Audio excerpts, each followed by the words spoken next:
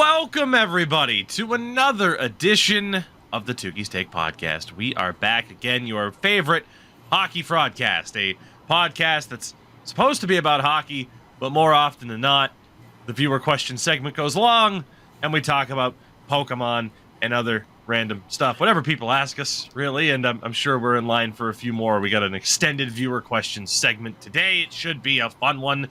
And, of course, we have some playoff hockey to talk about and so many other things over the next hour, maybe two. I don't know. We've had some long shows lately, gentlemen. We'll see how this goes. But I need to know, Endo Mills, how are you?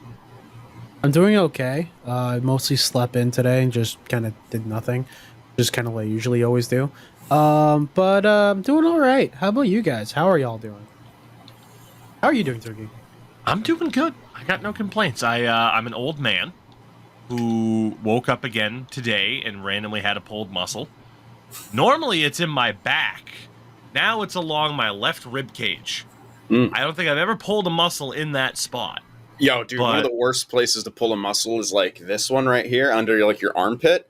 Oh, so when I was playing, me and my buddy, we used to play a shit ton of Connect golf, which is by far my favorite, like, Xbox Connect. Do you remember Connect? Yeah. Were you born yet? Fucking hell. I'm like, what do you mean I was born? Jesus Christ. Connect was way better than we. Don't at me. But yeah, we play Connect golf, and we just play we would just play for fucking hours, like the full 18 holes multiple times, and like the way you're swinging like over and over again. I woke up and that muscle underneath my armpits was just so fucking sore, and I definitely pulled them somehow. It was you yeah are probably in the top 1% of people who played the Kinect then, in terms of just pure playtime. Probably. I mean, my buddy had one. I didn't have one, but we'd go over. We'd be at his place just drinking beer and playing Connect golf. I don't know. I love golf, obviously. I watched it. I played golf video games, and Connect golf was absolutely incredible. It was just all the courses and the holes were just so creative and awesome. You could cut corners. There's this one hole where you could go down this way. They had different paths, but you could aim yourself all the way to the right, split these two trees, and get down toward the hole in a shot. And it was a par 6 or 7 because they had wild ass things. And I think I made a condor there, which is a 2-shot holding on a par 7. It was incredible.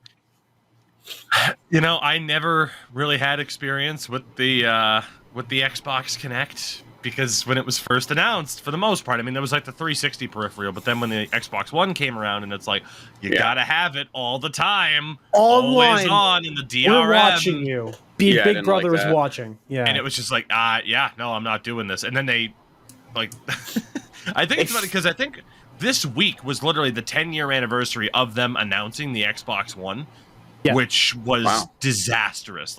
Microsoft and Xbox still have not recovered from how disastrous of an announcement that console happened to be, to the point where recently the freaking head of Xbox is just we're still trying to kind of recover from the fact that we lost a shitload of ground to the PS4 and then to the Switch. So the Kinect does not have a great legacy, but I'm glad for Sin. There's some fond memories. I loved it. I don't think I ever played anything on a Kinect. Oh man, really? Kinect Sports was the play. It was so good. There were very few games for the Kinect that actually worked properly, and it was Kinect Sports. I think since golf game or whatever, all the stuff that was all the first party games worked properly because the fucking thing actually moved. It actually moved up and down to track your full body, versus other games and other people who make games for it, it didn't move at all. So you'd play Sonic Free Riders, and that thing would just not work whatsoever. My favorite game, I think, was Dance Central. I had Dance Central 3, and I just played the crap out of it. So much. It was so good. So you're the reason that when E3 was still a thing, every single year there would be, here's Just Dance 17. And Endo Mills is on his computer. I hate Just Dance. It's Dance Central. The one that was made by. I wanted. The difference was Dance Central was made by Harmonix, who made Rock Band, and they stopped making Rock Band games at that point. And they put out a dance game. It's oh snap! This actually works. And then there's Star Wars Connect for the 360. Everyone loves Classic. Star Wars Connect. I'm Han Solo. I'm Han Solo. God. You see what I mean about this allegedly being a hockey podcast? Oh, damn. Shout out to the Connect, though. I want to know. This is the part of the show that we need friend of the show, Monkey Dude, to listen to. I know he has thoughts and opinions on the Connect for Xbox.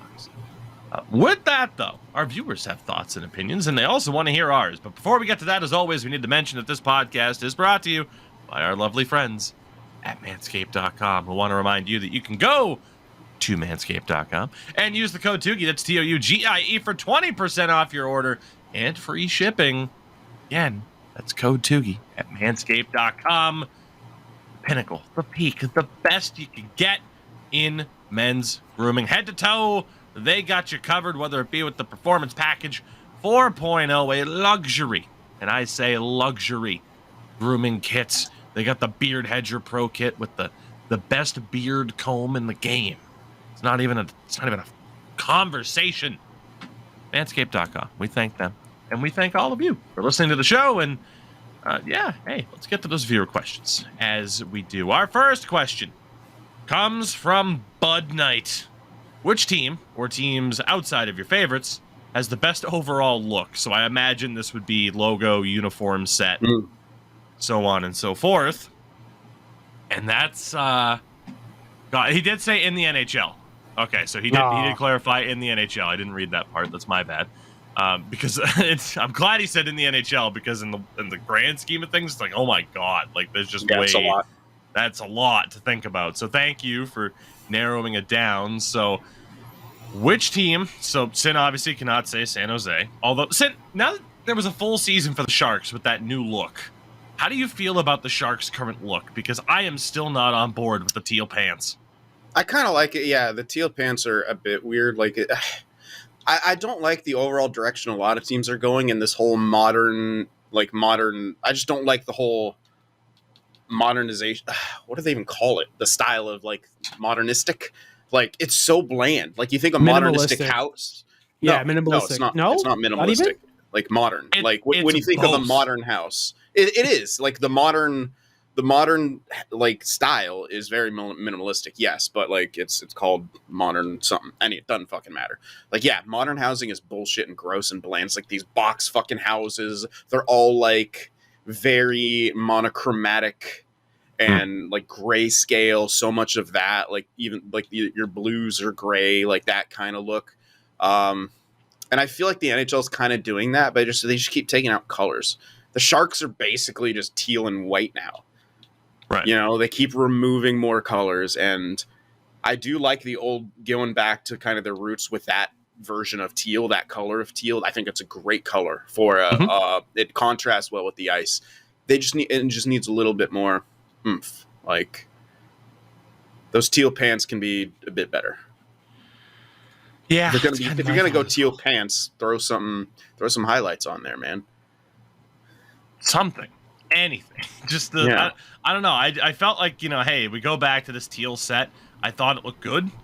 It's just the black pants, because it's like you have the black outlines on the jersey for both the home and away. I don't know.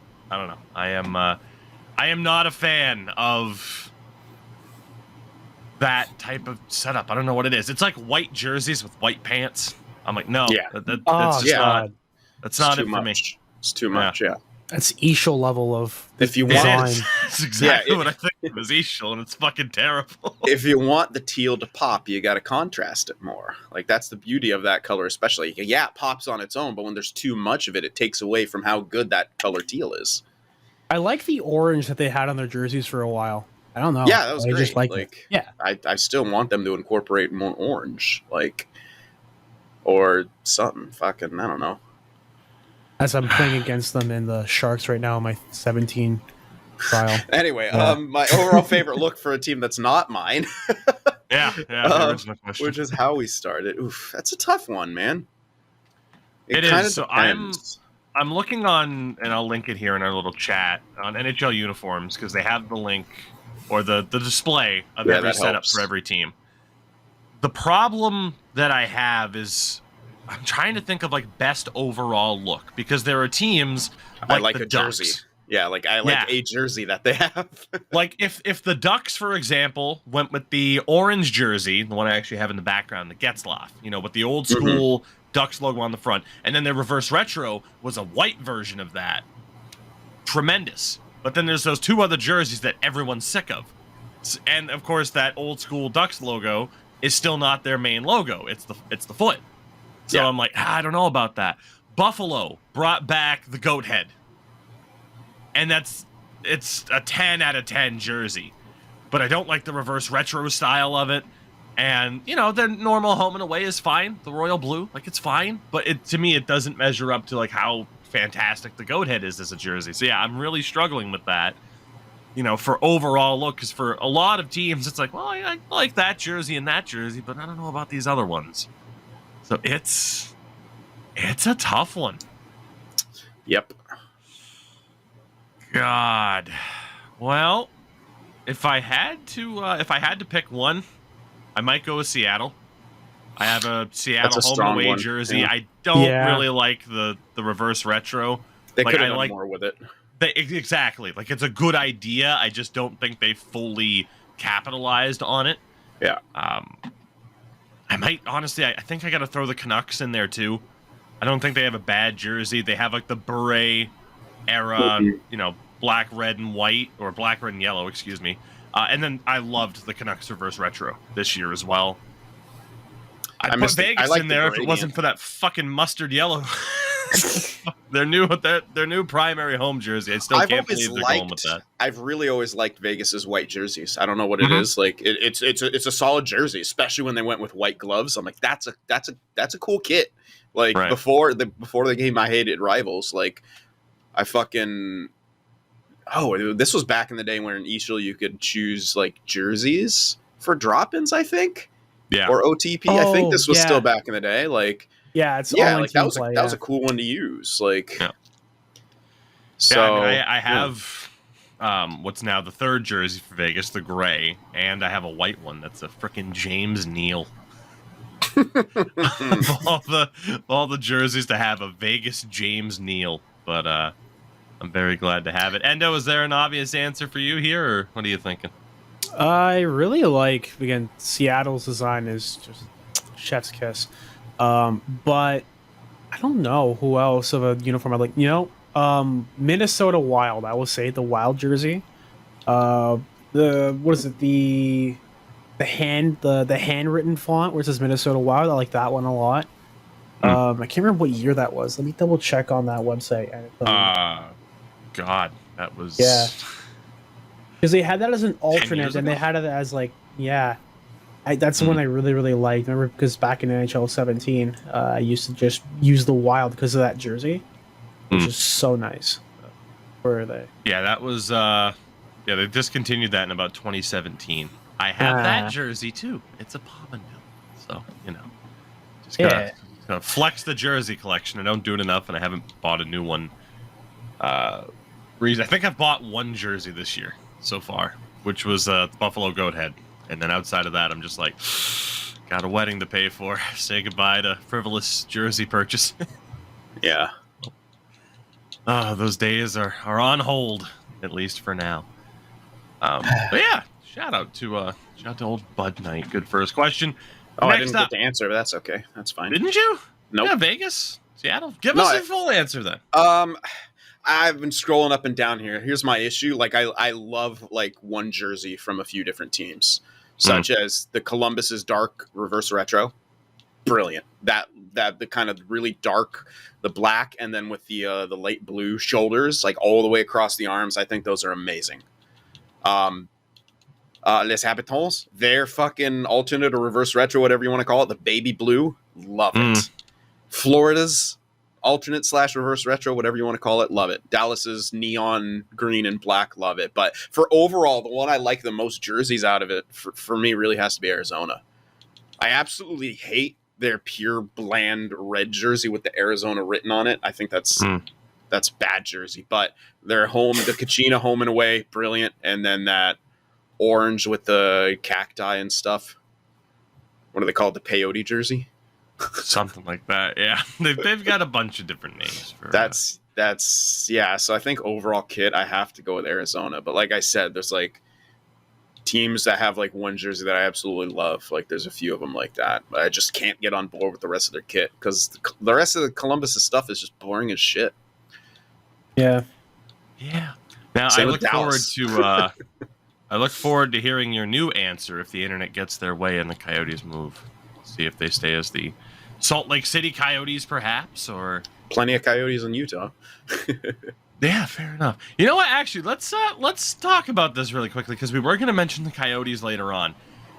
In the last episode of the podcast, we talked about the conflicting information between Larry Brooks at the New York Post, who not often the most reputable, but the internet certainly ran with the idea of, hey, here's someone dunking on the Coyotes. Let's agree with it. Whereas Craig Morgan, who we've talked about, follows the Coyotes, was, countering essentially every point. And surprise, surprise, the former, in the form of Larry Brooks, is pretty much in the mud again.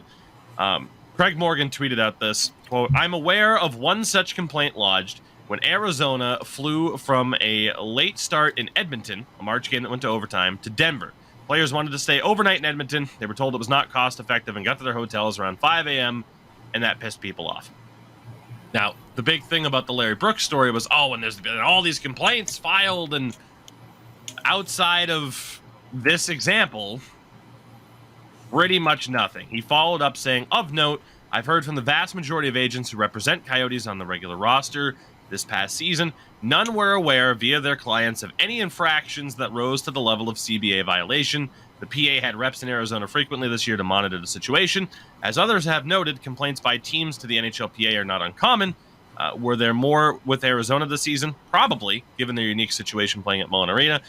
Their training was at an off-site facility, and they played 20 of their first 24 games on the road. But yeah, essentially people jumping at the idea of like, well, see, here's another reason why the Coyotes should lose their team. It's for all of these CBA violations. There weren't any. That didn't happen. So yeah, it reminds me of God. People are thinking that's an issue. What was it? The Leafs got fined like 200,000 or something like that because they left and traveled to play St. Louis on an off day. It was designated by the CBA, but no one's talking about that shit anymore because it's not the hot topic about the Arizona Coyotes now. And that was that was this season. Yep, that happened. I found the article here from CBS Sports. Maple Leafs fined $100,000 for violating CBA after team traveled during holiday break. They traveled on December 26th, and travel was not permitted until the next day. So, it also noted that the Flyers committed a similar CBA violation back in 2015. So, that type of stuff happens. But again, people are in full-on attack mode to disparage the Coyotes organization at any possible turn. Of course. So it's not all that surprising, especially for 90% of them are Canadians too, which I just don't get. Yeah. I mean, I kind of get it. Like, you're elitist as fuck and you think it's your sport and you feel the ground shifting underneath you with all these other countries getting better and better at hockey. With per capita, Finland watches more than anyone else in the world. I believe like around 80% of their population watch the World Finals or the World Championships. Whereas in Canada, like that's the only time they get anywhere near those numbers is like an Olympic gold medal game. So it's I mean, it's not your sport anymore, Canada. Like, sure, you perfected they don't follow. Yeah, Canadians don't follow the sport until there's something to win. Like the semifinals and the finals matches, you're going to see the most viewership from Canada for anything regarding hockey whatsoever. We don't care about women's hockey until it's Canada in the finals against the US or against, I guess, now Finland. Yeah, so like, how do you call yourself hockey fans? You're actually just homers through and through.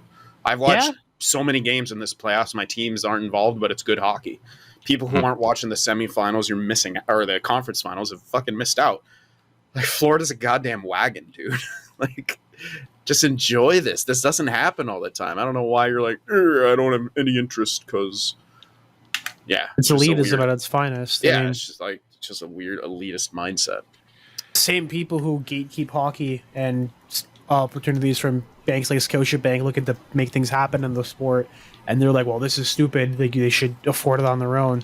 And they're also probably the same people who pay to have their children pay extra money out of pocket to have their children be on sport teams by buying money spots onto a team, like the whole GTHL thing that we talked about. And it's just crazy.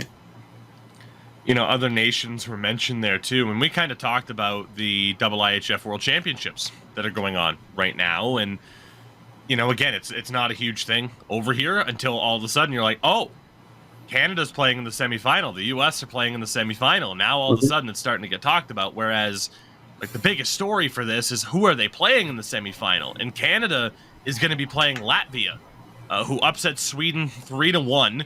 It'll be Latvia's first ever semifinal in international competition. It'll guarantee a top 4 finish for them in this tournament when they've never finished higher than 7th. And they will face Canada, who did beat them 6-0 earlier in the tournament, but still incredible for Latvia. Like, this is a major story over there. And, you know, Latvia is in that conversation. Like, okay, most popular sport in the country. Like, Canada, it's still hockey. Don't get me wrong, though. Like, basketball with the Raptors, it's really stepped up. Baseball with the Blue Jays still consistently draws powerhouse numbers in that nation. But hockey's still the number one. And Finland is the other country kind of in that category now, along with Latvia, where it's like, hey, this is our sport. Like, this is the biggest. And it's huge for Latvia. And the U.S. will be playing Germany, both semifinals taking place on Saturday. And it was announced that Germany will host next year's competition as well, which is, cool. Again, awesome. Yeah. It's one of those things where it's just like, for me, I just wish this tournament didn't take place at the same time as the Stanley Cup. As the playoffs, yeah. Because I'd like to be able to follow it more, because it's awesome knowing how important this tournament is every year, except for North America. Sin, you and I were affected by it because a week or so ago, all of our scheduled games at Sports Gamer were on hold because people we want to watch this tournament because games are being held in Finland. We want to watch this. And speaking of Sports Gamer, shout out to our good Latvian friend Daniels, who's probably enjoying his country's success. I would imagine so, and I will be rooting for Latvia. Needless to say, tomorrow I'm going to try my best to catch this game. And it's funny because we're approaching almost 10 years ago, right? The Olympics where Kristers Gudlevskis almost led Latvia to upsetting Canada, which was a absolutely gigantic story at the time. So, again, that tournament's going on. Semifinals on Saturday. I recommend people check it out and find a way to catch it if you can. I think this is part of the reason Canada doesn't realize how much the game is growing and how good that is for hockey, is because it's this, like, these tournaments like that where all this other world talent is displayed. It's like it's not on like a top of their priority.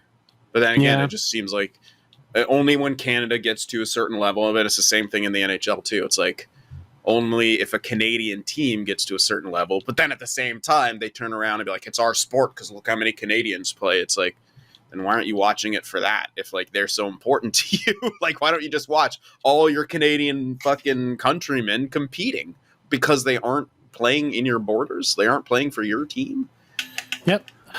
That's why Spangler Cup, I think, honestly, should get more attention than it does as well. Because you have, technically speaking, you do have Team Canada. It sounds like a golf tournament, by the way.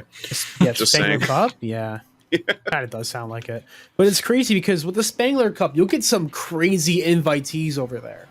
I've seen some AHL teams get invited over there. You have a bunch of European teams, obviously. Team Canada brings their team, and they dominate every year. But I'm surprised no one really pays any attention about that. I think they have something like 10 championships with the Spangler Cup. It's something ridiculous. It's a lot of international hockey. I mean, it's just the only way to put it. There's a lot of international hockey, but it's just a shame that, you know, and I'm guilty of it as much as anybody. It's just one of those things where it's like, it's just not at that top of the priority list. But, yeah, and I'm going to make one more point about this, and then we can move on. I just watched, I think for like the third time, I watched through The Last Dance on Netflix, which is, of course, the Michael Jordan docuseries, which is fucking one of the best docuseries ever made in the history of anything. I'm not even just talking about sports.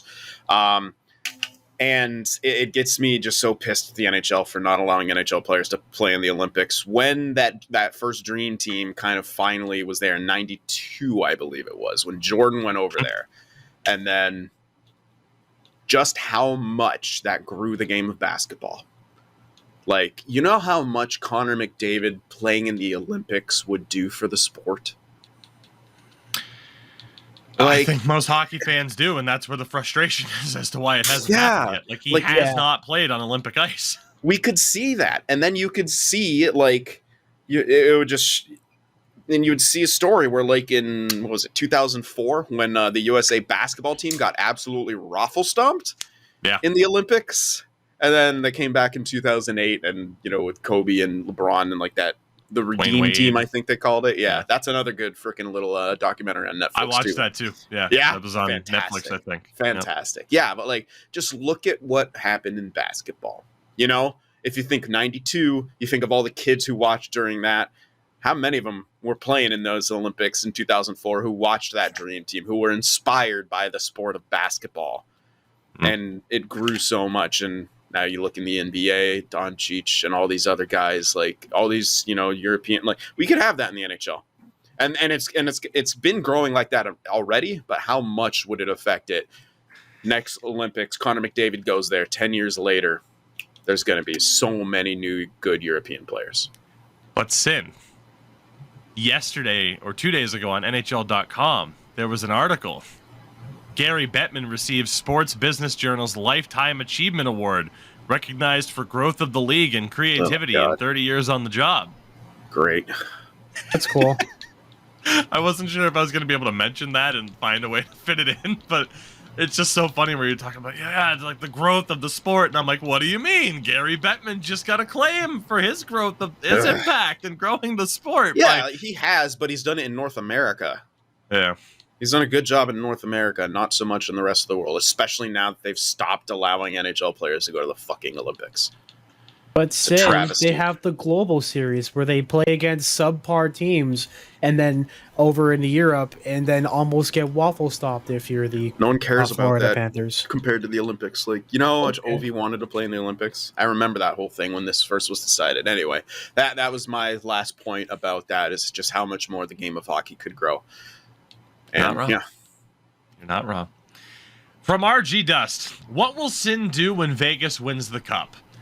Personally, it doesn't matter to me who wins, but I'd rather it be the Panthers, just trying some reverse psychology. And then there's a second question, which we'll see if we get to. But so obviously we're going to talk about Game 4 last night between Vegas and Dallas in a little bit. We'll talk about the Florida Panthers moving on to the Stanley Cup Final in a little bit as well. But there is, despite Dallas winning last night, still incredible odds that Vegas could win the Stanley Cup this year. Yeah. And I don't think Sin will. I mean, I'm not going to answer for you, but I don't think you're going to do much of anything. I think he'll just be like, well, that sucks. Yeah, it does suck. I don't want him to win. Like, but at the same time, it's not going to be the end of my world. It'll hurt Like, it'll hurt less than if the Sharks were still competitive. I think that's part of it. But also, like, I don't attach my happiness to things like this. Right. Like, I don't attach my love of the game for this. I'll still chirp them and I'll get heat back. I welcome it. Obviously, if I go out there and chirp Vegas the way of course I welcome heat. Like, I don't give a shit. I hope they don't, because it just, to me, since this is such a copycat league, and I know people are going to think this is an excuse and think it's just because I hate Vegas and they raffle stomp the Sharks in the last 12 games. We're 1-11 against them or some shit. But I don't want other teams doing their business practices of just constantly trading players and going for the next big thing, and because it's not going to work for other teams like it does for Vegas, number one, but also that takes away from so much. I don't know. It's just, I don't like how they've built their team. I don't like how they've treated players, both with, just as faceless people, faceless chips in their bid for this, like it's franchise mode in NHL. Yeah, there you go. Thank you. They're still humans. Yes, you got to make business decisions. Teams do that all the time. Vegas is different. And it's not just me saying this. And it's people within their own camp too who have said this. Bloggers who love Vegas have said this too. This is becoming a bad trend of theirs to constantly just be like, okay, this guy sucks, get rid of him. he's worthless now, and things like that. Like, look what they shed Pacioretty for. And unfortunately, yeah, he continued to get injured, but that man looked freaking good when he was on the ice. They gave him away for free because they're like, all right, next best thing, we need the cap space. You know, I don't want teams to copycat that. You know what I mean? Like, I don't want teams to take this mentality of, I don't know. I know what you mean. Yeah.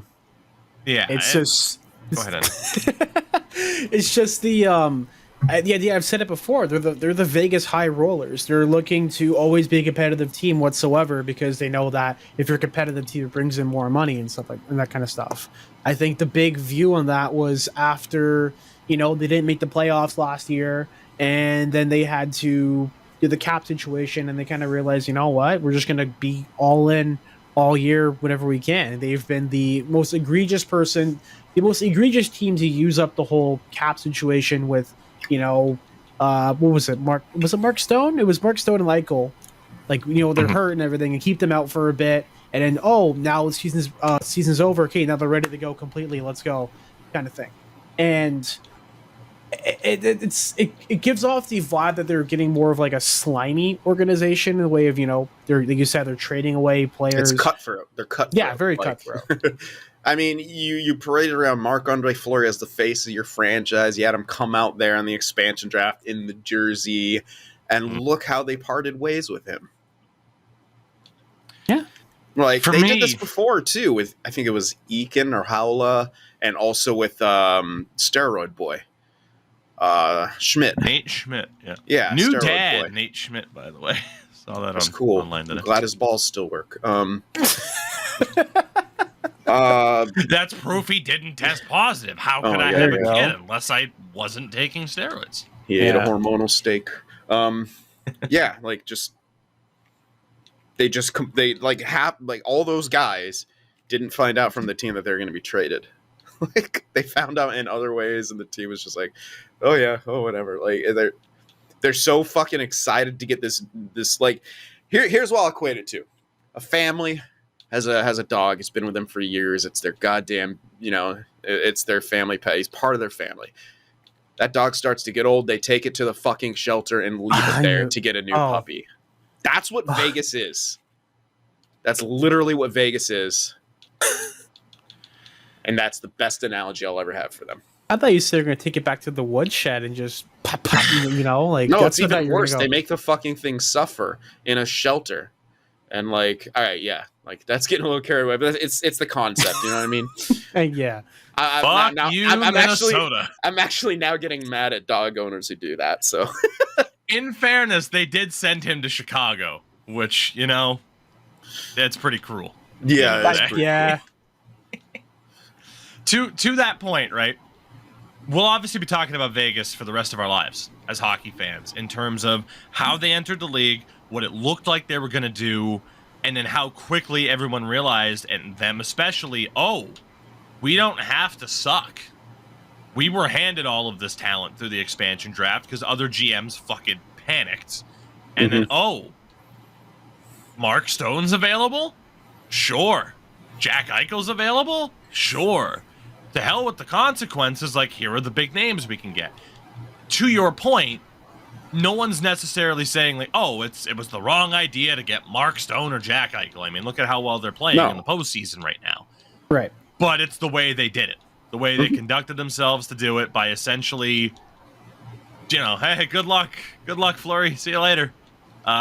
It's just the way they conducted themselves throughout that process that rubs so many people the wrong way. Yeah. I think I nailed it. Yeah. They're a corporate team. They are the most corporate team out of all the 32 NHL teams, out of everything. Something's not working. Okay. Flip it out. Bring someone in. That's basically what it is. Yeah, they expect loyalty from players, and they don't give any back in return. Like, hell, how many times did they sign a long-term contract and then trade that dude like a year later? Vegas capitalist nights. Tuck, they traded like 5 or 6 years left on his deal. Like, hey, you're a big part of this team. Oh, fuck, shiny new toys. See ya. Like, that's literally how it went every single time. I'm looking at a list of signings that they've had under current GM Kelly McCrimmon, who's been there as the GM for almost 4 years now. And obviously his biggest signings, Petro, who's still there, Martinez, Riley Smith, Robin Leonard's still technically there. Martinez. They got rid of Martinez, didn't they? Or no, he's still there. He is still there, yeah. Did they have Muzzin at any point and then trade? No. What am I thinking of? You're thinking of the Kings. Huh. No, yeah, no. Yeah. I'm thinking of something where they signed someone like long term and then like traded him very quickly, but I don't know. Either way, that Petro contract's going to age poorly. Within the next 1 to 2 years, they're going to try to trade him and probably give him away while paying assets.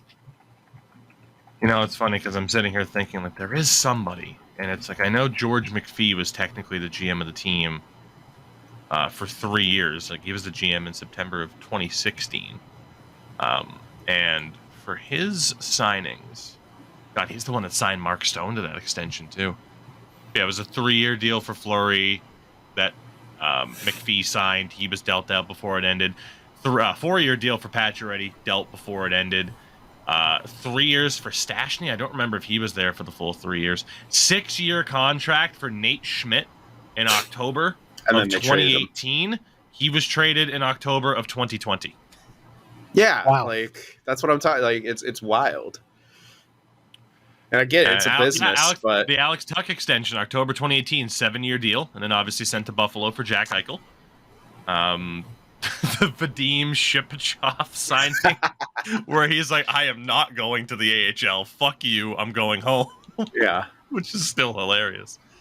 They have an interesting history, to say the least. Obviously, quite polarizing. Is probably the most positive I could talk about it. The second question from RG Dust: what style of facial hair is seen as making you a straight-up douchebag above all others? Neckbeard. Get fucked. Just kidding. I'm fine. I don't rock the neckbeard because I think it looks good. If the neckbeard's growing out, it's because I'm fucking lazy and I have too much shit to do. Those thin-ass chin straps, man. Oh, fuck that. You're a douchebag if you have that. Shittiest thing on the planet. That and the one, it's just like the face one, like right over here, right around the must, like just that right around like the upper lip and the jaw right there. Yeah, not just the goatee, but like just like all around the circle right here. So yeah, the goatee, I guess. Not the goatee, but the goatee. I don't know facial hair. I can barely grow it. I have a little bit of a fucking flavor saver coming through, and I'm gonna shave that off probably mid podcast.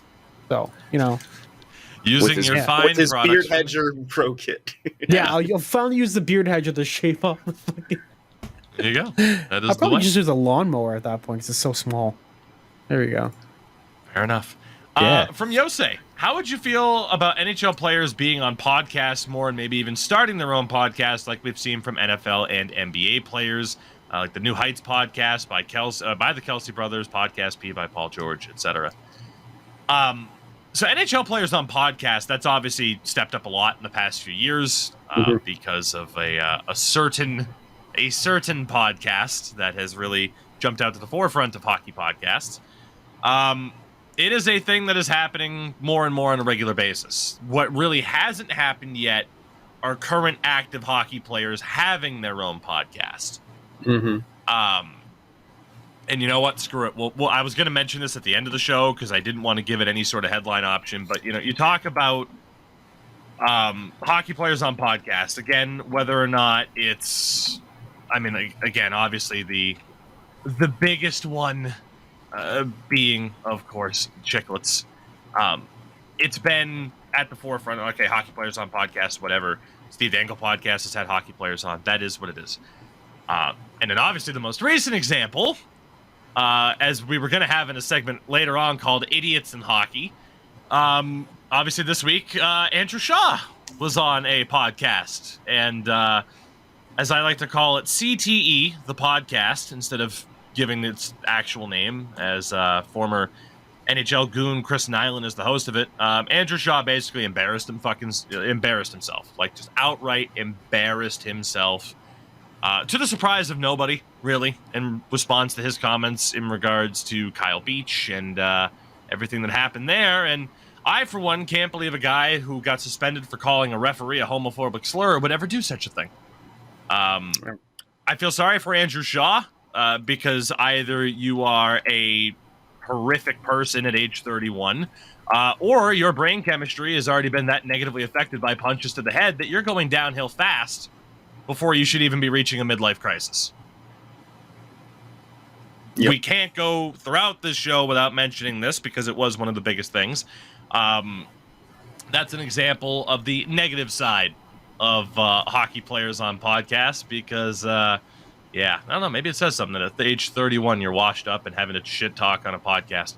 Anyway, in regards to modern players being on podcasts or having their own podcast. How many of them are told not to? That's what you got to know. Exactly. It's the antithesis of hockey culture and how most players conduct themselves. The only player I could see right now having their own podcast is Matthew Tkachuk or the Tkachuk brothers. Like, who else? Can you imagine if Trevor Zegras had a fucking pod, skilling it up with Trevor Zegras? How much negative fucking press he'd get for daring to do that? Oh, this fucking guy, he Michigans, and then he has his own podcast. What an egomaniac. Like, you doesn't care about the team. He's all about himself, a fucking show off. Like, again, it's just we don't follow and cover a sport that is set up in a way that allows players to actually have personality to the point where someone like Matthew Tkachuk shows this small, minuscule amount of personality, and people are like, oh, he's the new face of the league. He has personality. And it's like, pretty sure he's not the only one. Yeah. Like, that's the thing. And, like, here, the other thing about some of these hockey podcasts is, like, many of them are not very different in the sense that if they contain former players, all they do is push the same culture that's right now. Like, yeah, they have maybe a bit more personality, but all their opinions and what they do and don't talk about is the same as what the NHL does and doesn't talk about. Unless you get, I remember sorry to interrupt, but there was a podcast, Nick Kyprios was on the Steve Dangle podcast like 6-7 years ago. And that was one of the first examples of a player just being like, yeah, I'm going to tell party stories from back in the day. Or in a sense, like he told a story about the Rangers going out to clubs. And people are like, oh, he's talking about stuff. This is unbelievable. And it's like, it takes Nick Kyprios in his fucking 40s, 50s, having a cushy job, to finally feel confident enough to just be like, yeah, I can show some personality and talk about some stories. Yeah. Fuck. Like, for example, during when Curtis Gabriel was coming up as this dope ass enforcer, just especially on the Sharks, like Chicklets wouldn't agree to his terms of being able to talk about the work he does for the LGBT community and for diversity in the NHL. They didn't want to touch him because they wanted him on the show. He said, okay, here's what I want to plug. And they said, no. Yeah. So fucking tell me, like, this is why there's not more there's just this very, very conservative and old school mentality in hockey where if like you can have personality, but you have to have the right personality. You have to be a Bissonnette Whitney who, and I'm not going to talk trash about the guys, but they kind of epitomize what hockey culture is.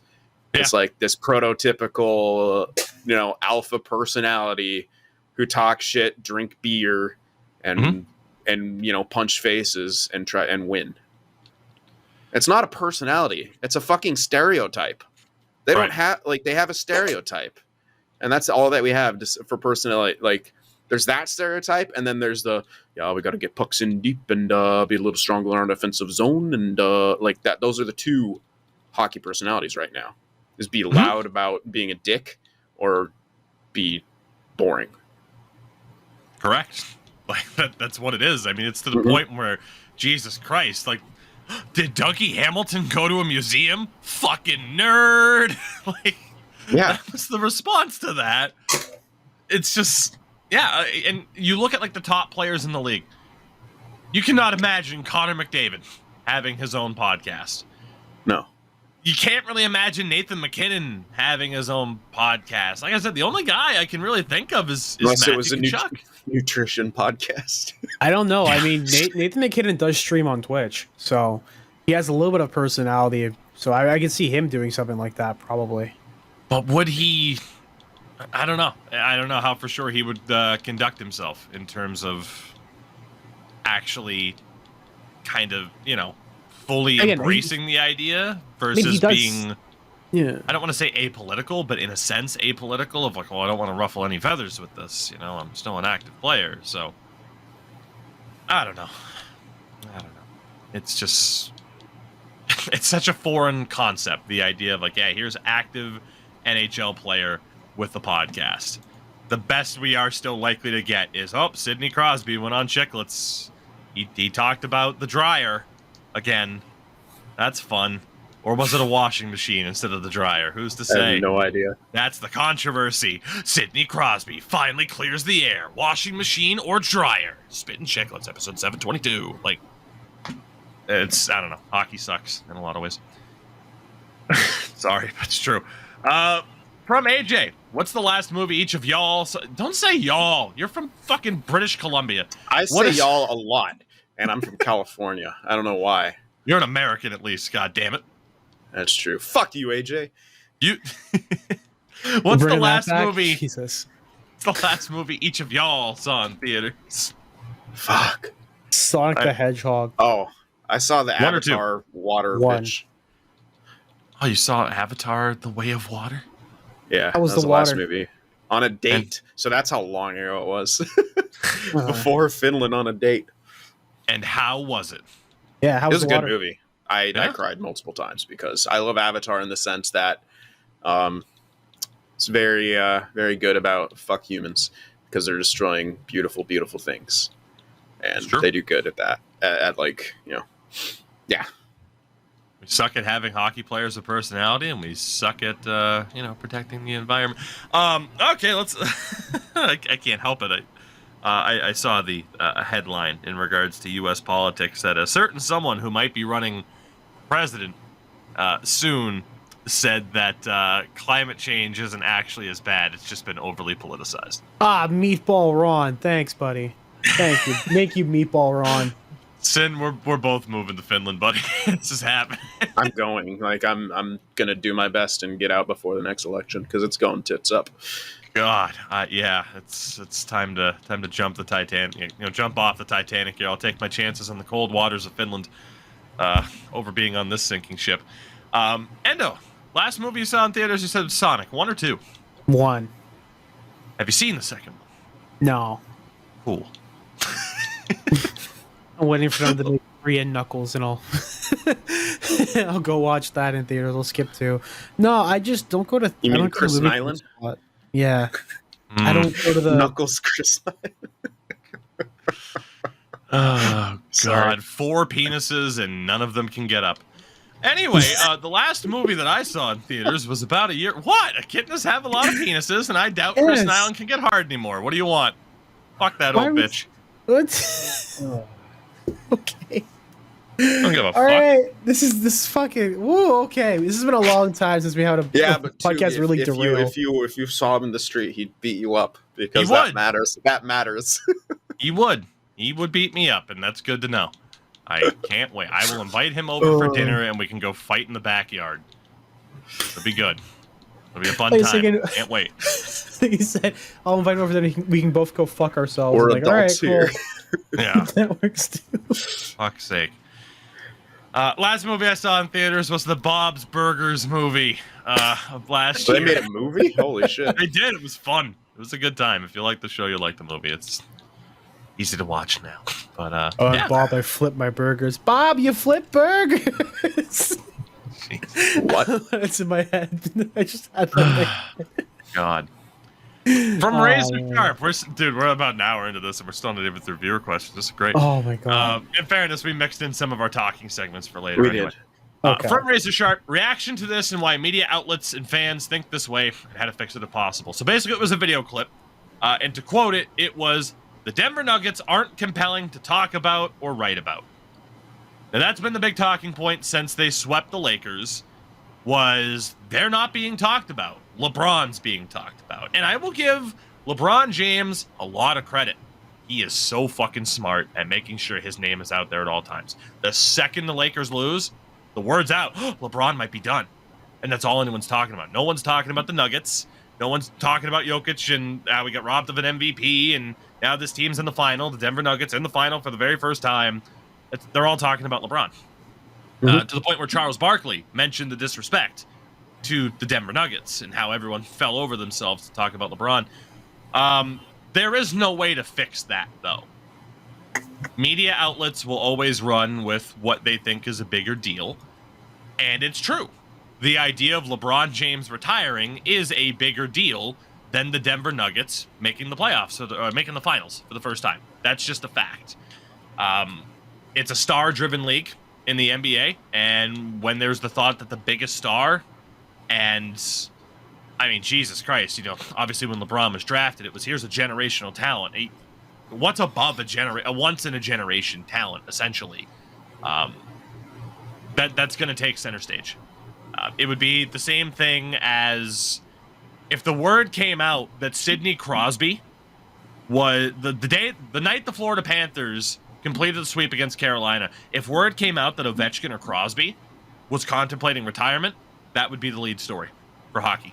It would be. That's just the way it is. I don't really have too much else to add on that. That's just the way it is. Even though it shouldn't be, because those players will have their moments of, okay, now is when we can get our headlines in there and eulogize their careers. Even though they'll have their moments, it's like, no, we need the headlines. We need the click. Oh my God, Sidney Crosby retire? We need to make sure our SEO is on point and we're right up there for whenever people search on that. So, yeah, I'd say that's definitely fair. I think that's a big part of it. I also think another part of it is media can be fucking lazy. You can make a story compelling, but instead, everyone goes with what the easy clicks are. Yeah, I guess just goes back to how everything's about ratings and how much this has affected things, especially in media outlets, news outlets, etc., so forth. You're always going to go with the easy rating because it's safe, secure. Same way with why people are like, why do movies suck so much? Well, DVDs are kind of irrelevant, and that was a huge cash cow for the movie business, so you're always going to get safe movies now.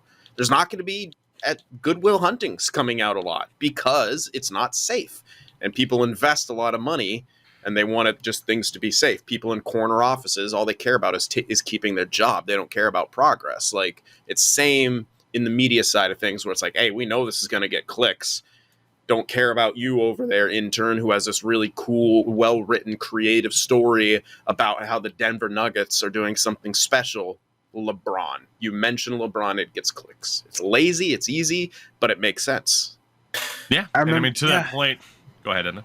Yeah, I was gonna say, it's also like with movies, like you said, Sin.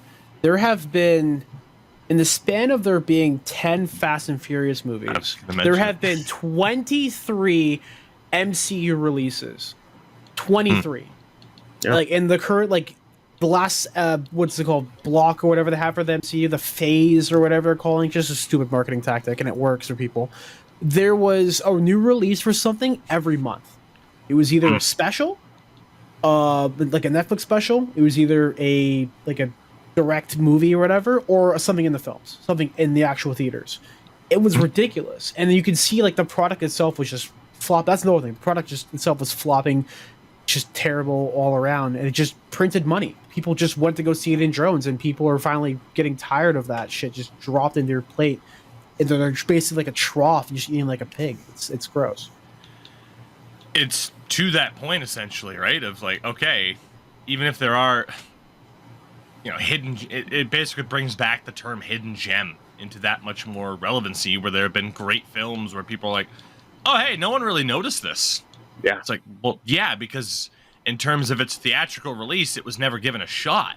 Like, there's a reason why, not to say it's a great film, but there's a reason why something like Morbius was memed to death, where it's just like, what are you doing even releasing this? How dare you? And then they pull it out of theaters and people meme it to death. They're like, well, I guess we'll bring it back because it can make a little bit more money. It's what a depressing episode in some ways, huh? Mm-hmm. Damn it. God damn it. But yeah, it's the way it is at this point. It's all about least amount of work for the most amount of profit. America, baby. Yep. America. Least amount of risk too. That too. From Cynical Blues, other than Toronto, are there any markets where the media is such a detriment to the team? Canada. Anywhere in Canada. Yes. Anywhere in Canada. It's ridiculous. Edmonton. Like literally anywhere in Canada. Oh, God. Now, the opposite of this would be Colorado, where it's like, hey, Nate, you ever think just fuck it, let's win the thing? That worked out very well. But those are like outliers. Like, but you get something like constantly out of Toronto or any of the Canadian markets in particular. That's always like there's like seriously in every single of those. I can't even think of the word. Every one of those markets, there's always one or two reporters who are just fucking idiots. You have Spectre and etc. for Edmonton. And Boston belongs on this list. And everybody in New England, when you say two people, everyone in New England knows who I'm about to say. All right? They know this. And now I'm going to say it. Say it together with me, audience. Felger and Maz. No clue who they are. Like the antithesis of the fucking dumbass Boston sports radio hosts. Like they are. If you've ever heard a clip from Boston sports radio of a fucking scorching hot take, it's them. Bless them, by the way. Secure the bag, gentlemen. I don't know how the fuck you do it. Basically, fucking New England Stephen A. Smiths. You do a great job. Like, really, it's something to strive towards. Just how you've been able to hold down jobs. It's impressive. Anyway, continue. Boston's on the list, by the way. So, all right. Boston's on the list. But yeah, I forgot where I was going with it. Sorry. But no, it's fine. No, yeah, just any Canadian market. But yeah, in Canada, there's always like those one or two reporters in particular who are just awful, like legitimately awful. But they probably get clicks, and in Canada that matters because that's their sport. But yeah, Steve Simmons still has a job. Exactly. Like that was another one I was thinking of. Like Steve Simmons, you think of him. You think of Mark Spector. There's this other guy. Oh, and I cannot remember his name. Starts with an M. Who also works for the Ed Matheson, I want to say. Oh, Jim Matheson. Edmonton. Yes. He's awful. He like his writing is legitimately, objectively awful too. And people hate him, and he probably gets clicks because of that. And media is a detriment to the team because here's why. They build you up to also break you down. Now, that's not just a Canadian market thing, but Canada loves it the most. Because they get to build up Matthews and Marner, say they're these franchise, potentially generational players, like they said about Matthews. Lol, by the way. And they get to trade him away. And then you get him to these insane cap hits. You're like, how did this happen? Oh, we had no part in this. Like, fuck off. Yeah. It's I'm already thinking of this is probably the second week I've made the Eric Andre joke, but it's just like piping up his value, shoots Patable in the back, just like piping up his value completely. Who raised his cap value? And our final question from Scroopy Noopers. It's a theoretical. You are a ruler of an empire. Which historical figure from human history would you want to command your army? Now, obviously, we have to put the context on this. If we can't say modern times, because Jesus, like you can't sit there. No, Jesus isn't my answer, by the way. You can't sit there and be like, give me fucking Genghis Khan, and fucking let me send him over to Russia for World War III. Like that's just it doesn't equate. But this is a beautiful question for Sin. That's a tough question though, right? Like, damn. I'm trying to think because I have a couple answers too, but so much of my idea of this was, like I'm just such a big like Roman Empire history nerd, and I'd be likely to go there, but at the same time I'm like, well, shit, that empire fell eventually, as all empires do. Everything does. Moving to Finland. Yeah, this is a tough one because there's so many eras to consider. Like, goddamn, one of them for me has to be Charlemagne. Fucking genius military commander, combining like. Again, he united pretty much all these Germanic tribes in the early medieval period to form Francia, and it was legit strategic genius. And then he mixed in savagery and brute force, which is the perfect thing. It's that balance of you have to be a great mind, but also be a fucking savage because it's war. That's one of them. Endo. Yeah. Okay. When you said Charlemagne, I thought you meant Charlemagne the God, and you're talking about like, I thought I was like, wait a second, hold on. Who the fuck is Charlemagne the God? Charlemagne is a military commander from the early medieval times. I was talking about the guy who talks on the Breakfast Club and talks hip hop and R&B. I was like, yeah, sure. Charlemagne the God is he's a good guy. He's a music producer as well too. I was like, wait a second, and then you just went, no, he was like a war conqueror who like ruled with an iron fist. I'm like, this guy just talks about hip hop. Canadian with public an school iron system. fist. Yeah. Canadian school system. God, I had so much to say about this. But please continue to talk about the breakfast show or the Breakfast Club. Yeah. Ugh. Yeah. I'd have to give a big shout out to Alfred of Wessex. Tremendous and like what? I'm looking it up right now. King of the Anglo-Saxons. Yeah.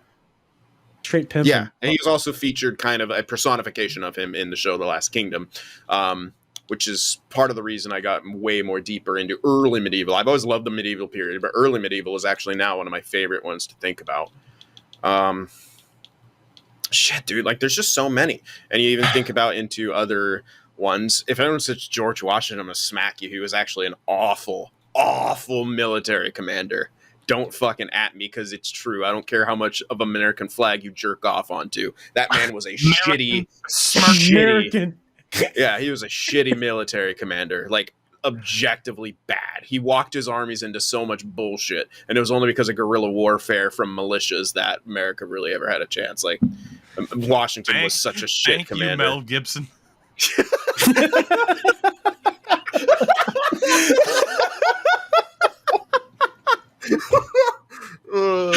Fuck. The best, least accurate historical movie of all time, The Patriot. I also have to give a shout out to Saladin as well. He was pretty sick. Again, I could go on and on and on with this. Hey, yo, can I get a quick shout out to Christina Applegate? Tokugawa, I think, is that? I think Tokugawa of late medieval period during the war between Eastern and Western daimyos in Japan. Tokugawa was a fucking beast. Like, absolutely out-politicked, out-strategized the Western forces of Ishida. Like, just completely mopped the floor with them. Had his commanders just sit back and not attack or have them defect to his side. And then brilliant. That was the Battle of Sekigahara that I'm referring to. But yes, God damn, I'm going to stop now because I can keep going and I don't want to. I'm nerdy enough as it is.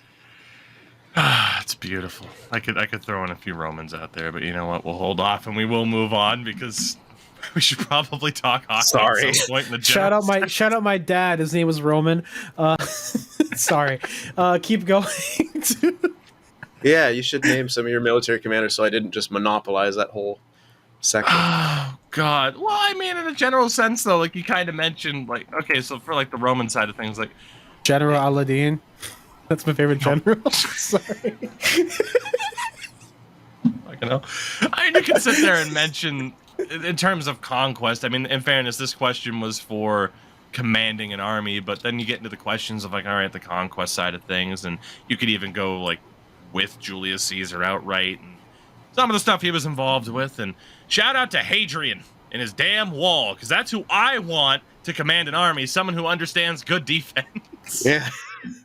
That's what I want, God damn it. And then Jesus, I mean Alexander the Great, just in an outright sense, just for the sheer amount of land conquered, for fuck's sake. I mean, you could just see. That's a good one. Who do I want commanding my army? And then that's the reason why I cut out Attila the Hun. Brilliant strategist, but he's gonna fucking betray you. Like, 100%. He betrayed his own brother. He probably killed his uncle. Like, I don't want him commanding my army because it's coming against me. It's a lot of like, okay, I don't want to name someone where I have to potentially turn on them before they turn on me. Yeah. Didn't work out for Bleda, and Attila saw to that. God, and do I imagine that's the same look you had on your face in most history classes? Wilson and I are there in the front row, just like, yes, give us the information. I mean, honestly, the requirement for high school stuff in terms of history, it was like, oh, learn your Canadian history, your World War I, World War II kind of thing, all that stuff. Yeah, Canadian history. I didn't really take like world history. I mean, I knew like history was written by Victor and all that stuff. I knew most of the stuff because of, cadets and everything. I didn't really take any really check into world history. It was actually a friend of mine that I met my last year of high school who was like a massive like world history buff, and there's a lot about like all that stuff in the past, Julius Caesar, a lot of the kings. I was actually trying to DM her right now and be like, hey, I need some help right now. They're talking about famous great leaders. Please throw me a lifeline with some info, and she hasn't responded yet. So I look like a guy with egg on his face. Fair enough. Thank you, everybody, for the questions. This was a fun one. High standard for the first show of next week. With that, though, we will talk some hockey, and we will talk about the Florida Panthers sweeping the Carolina Hurricanes, winning Game 3 by the score of 1-0. It was worth noting, Eric Brown on Twitter pointed this out, their attendance for that game on Monday was 19,873. The capacity of the Florida or FLA Live Arena is 19,250. But again, no, move the Florida Panthers. You see how that's quieted down because they have a good team that makes the playoffs, and people are like, okay, I'll make the trek for that. Yeah. Sam Reinhart scored the game-winning goal, second period power play tally. The biggest talking point for this, though, was the no call on a Sam Reinhart high stick to Shane Gostisbehere. About 2 minutes left in regulation. This should have been a penalty because, God, so the fucking broadcast coverage like, well, it hit him in the visor. That's still a high stick, you Neanderthal. Yeah. You really step on people's throats this episode. Holy shit. I'm sorry, but still.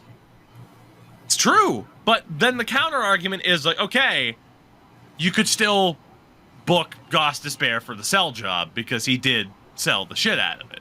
That's a Dolph Ziggler-esque sell right there. Honestly. Best in the game. Good strong comparison there. Fair enough. Yeah. So yeah, I mean, it was just one of those things where it's like, all right, it just kind of is what it is. It's NHL officiating, right? Like, we know this, we love this, we don't love this, but we know this, and no one was necessarily surprised. Sergei fans are bitching about this. Stop, because y'all know you got away with a high stick in that one game where you beat the Lightning. So, yeah, that's true too. Again, it's just, or that should be evidence that the league sucks. Oh, it's evidence that the league sucks. All right. Yeah, like no one takes it as that. It's whatever happened recently for that team. The refs are on their side. Yeah, 100%. Which, in fairness, I mean, I don't know about you, but I can look at Facebook memories from like 2009 when I'm a freshman in high school. And it's like the fucking refs and the Bruins. Yeah, I was like that. I'll 100% say I admit to being like that at times. You grow out of it, though. You hope at least. You hope. Like, there's still some times where I'm like, what the fuck? I still, for that period of time, and I'm gonna die in the hill that I think I was actually, there's a valid point where I think that it went to like 3+ seasons, where the Sharks simply didn't win a challenge. When so many of them should have been won by the rule book, even by the interpretation of the rules. And I was doing a live count on that. Every time the Sharks had a challenge and didn't win, I had the like. I don't know if anyone remembers that. I had the count of how many days, or maybe even games it was, but I'm pretty sure it was days, and it was like a absurd number that the Sharks like weren't getting challenge victories and other stuff like that. Like, so I could still get into that at times but that's more of a league thing, where there are favorites when it comes to DOPS and the overall league divisions. There simply are. Yeah. Or at least teams that certain people don't like as much. Look at who George Paris will fucking suspend the most and what teams they play for. Just saying. Coincidence. Pure coincidence.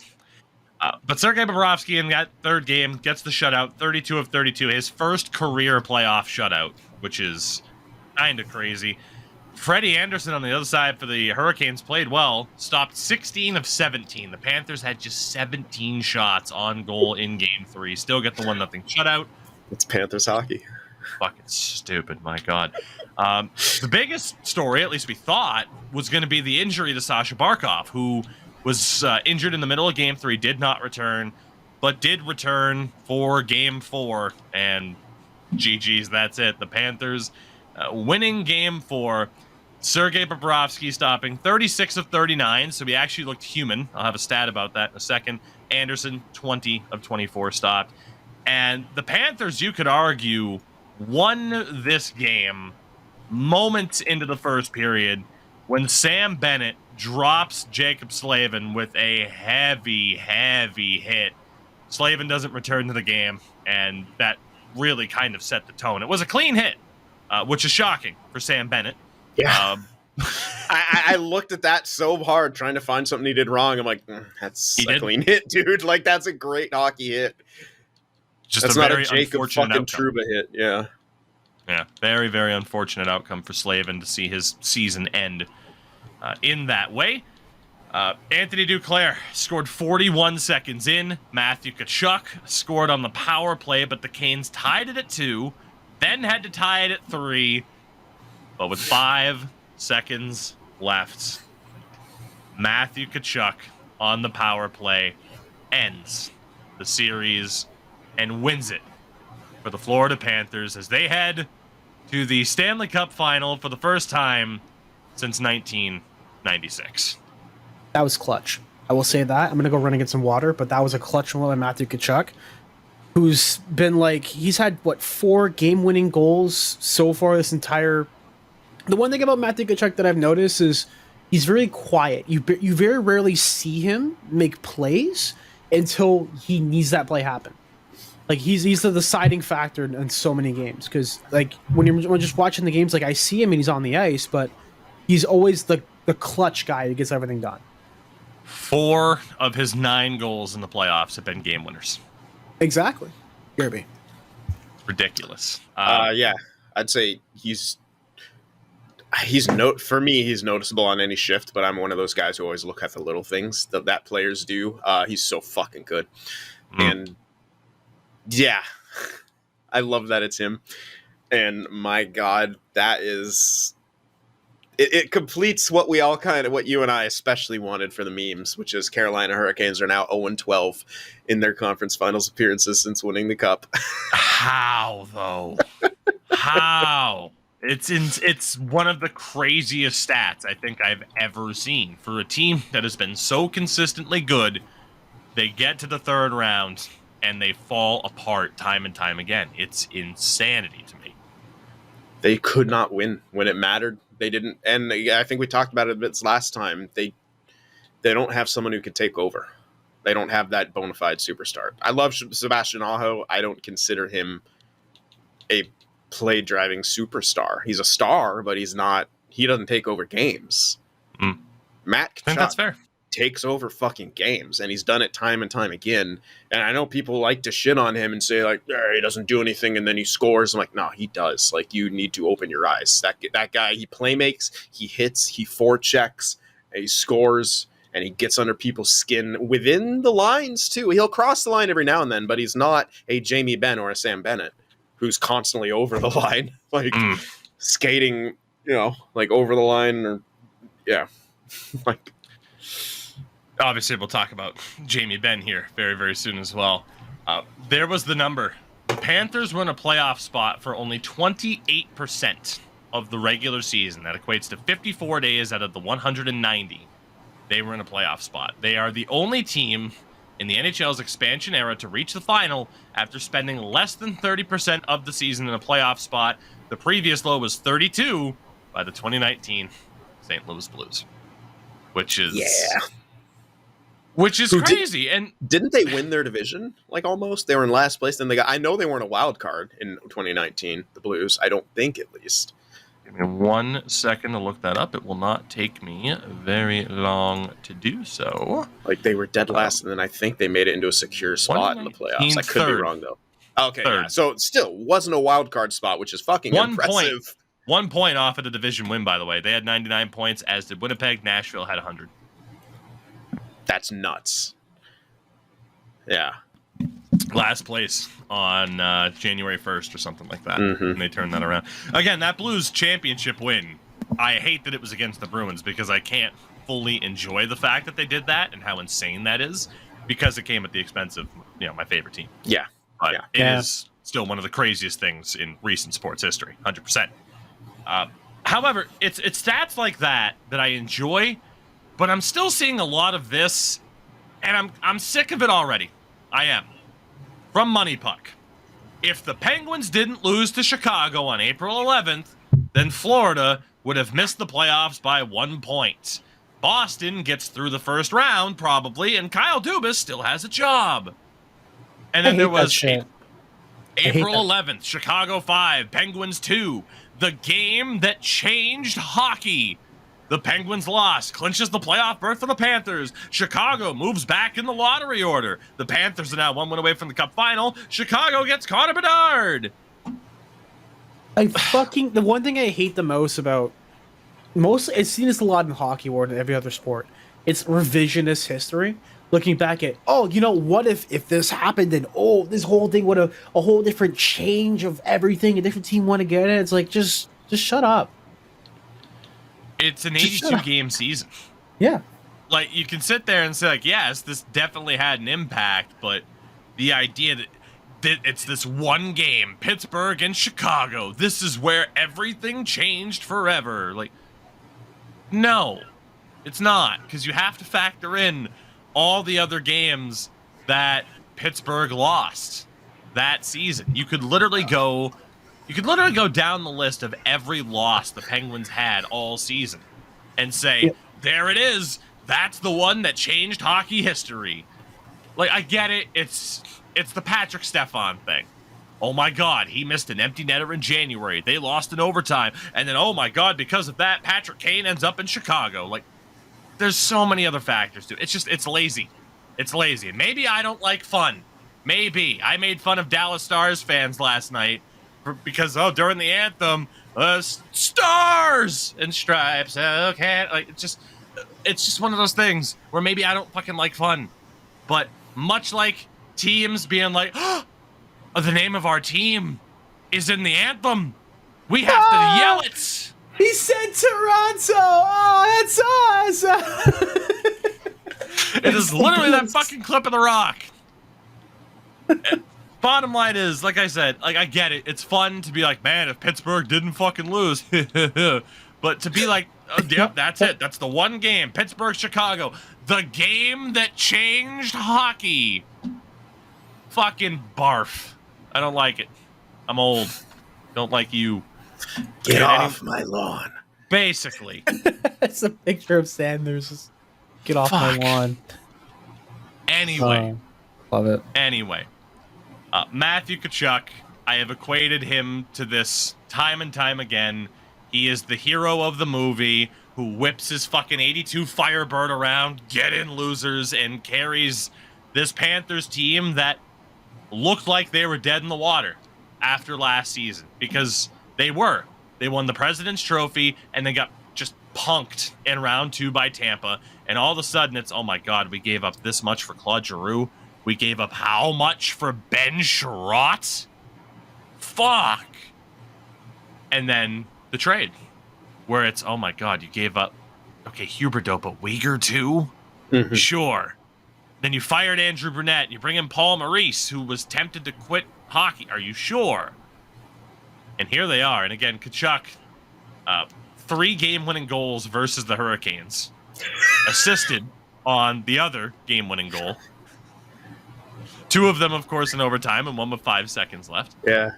And there was a set of stats out there. The most points in someone's first season with a team.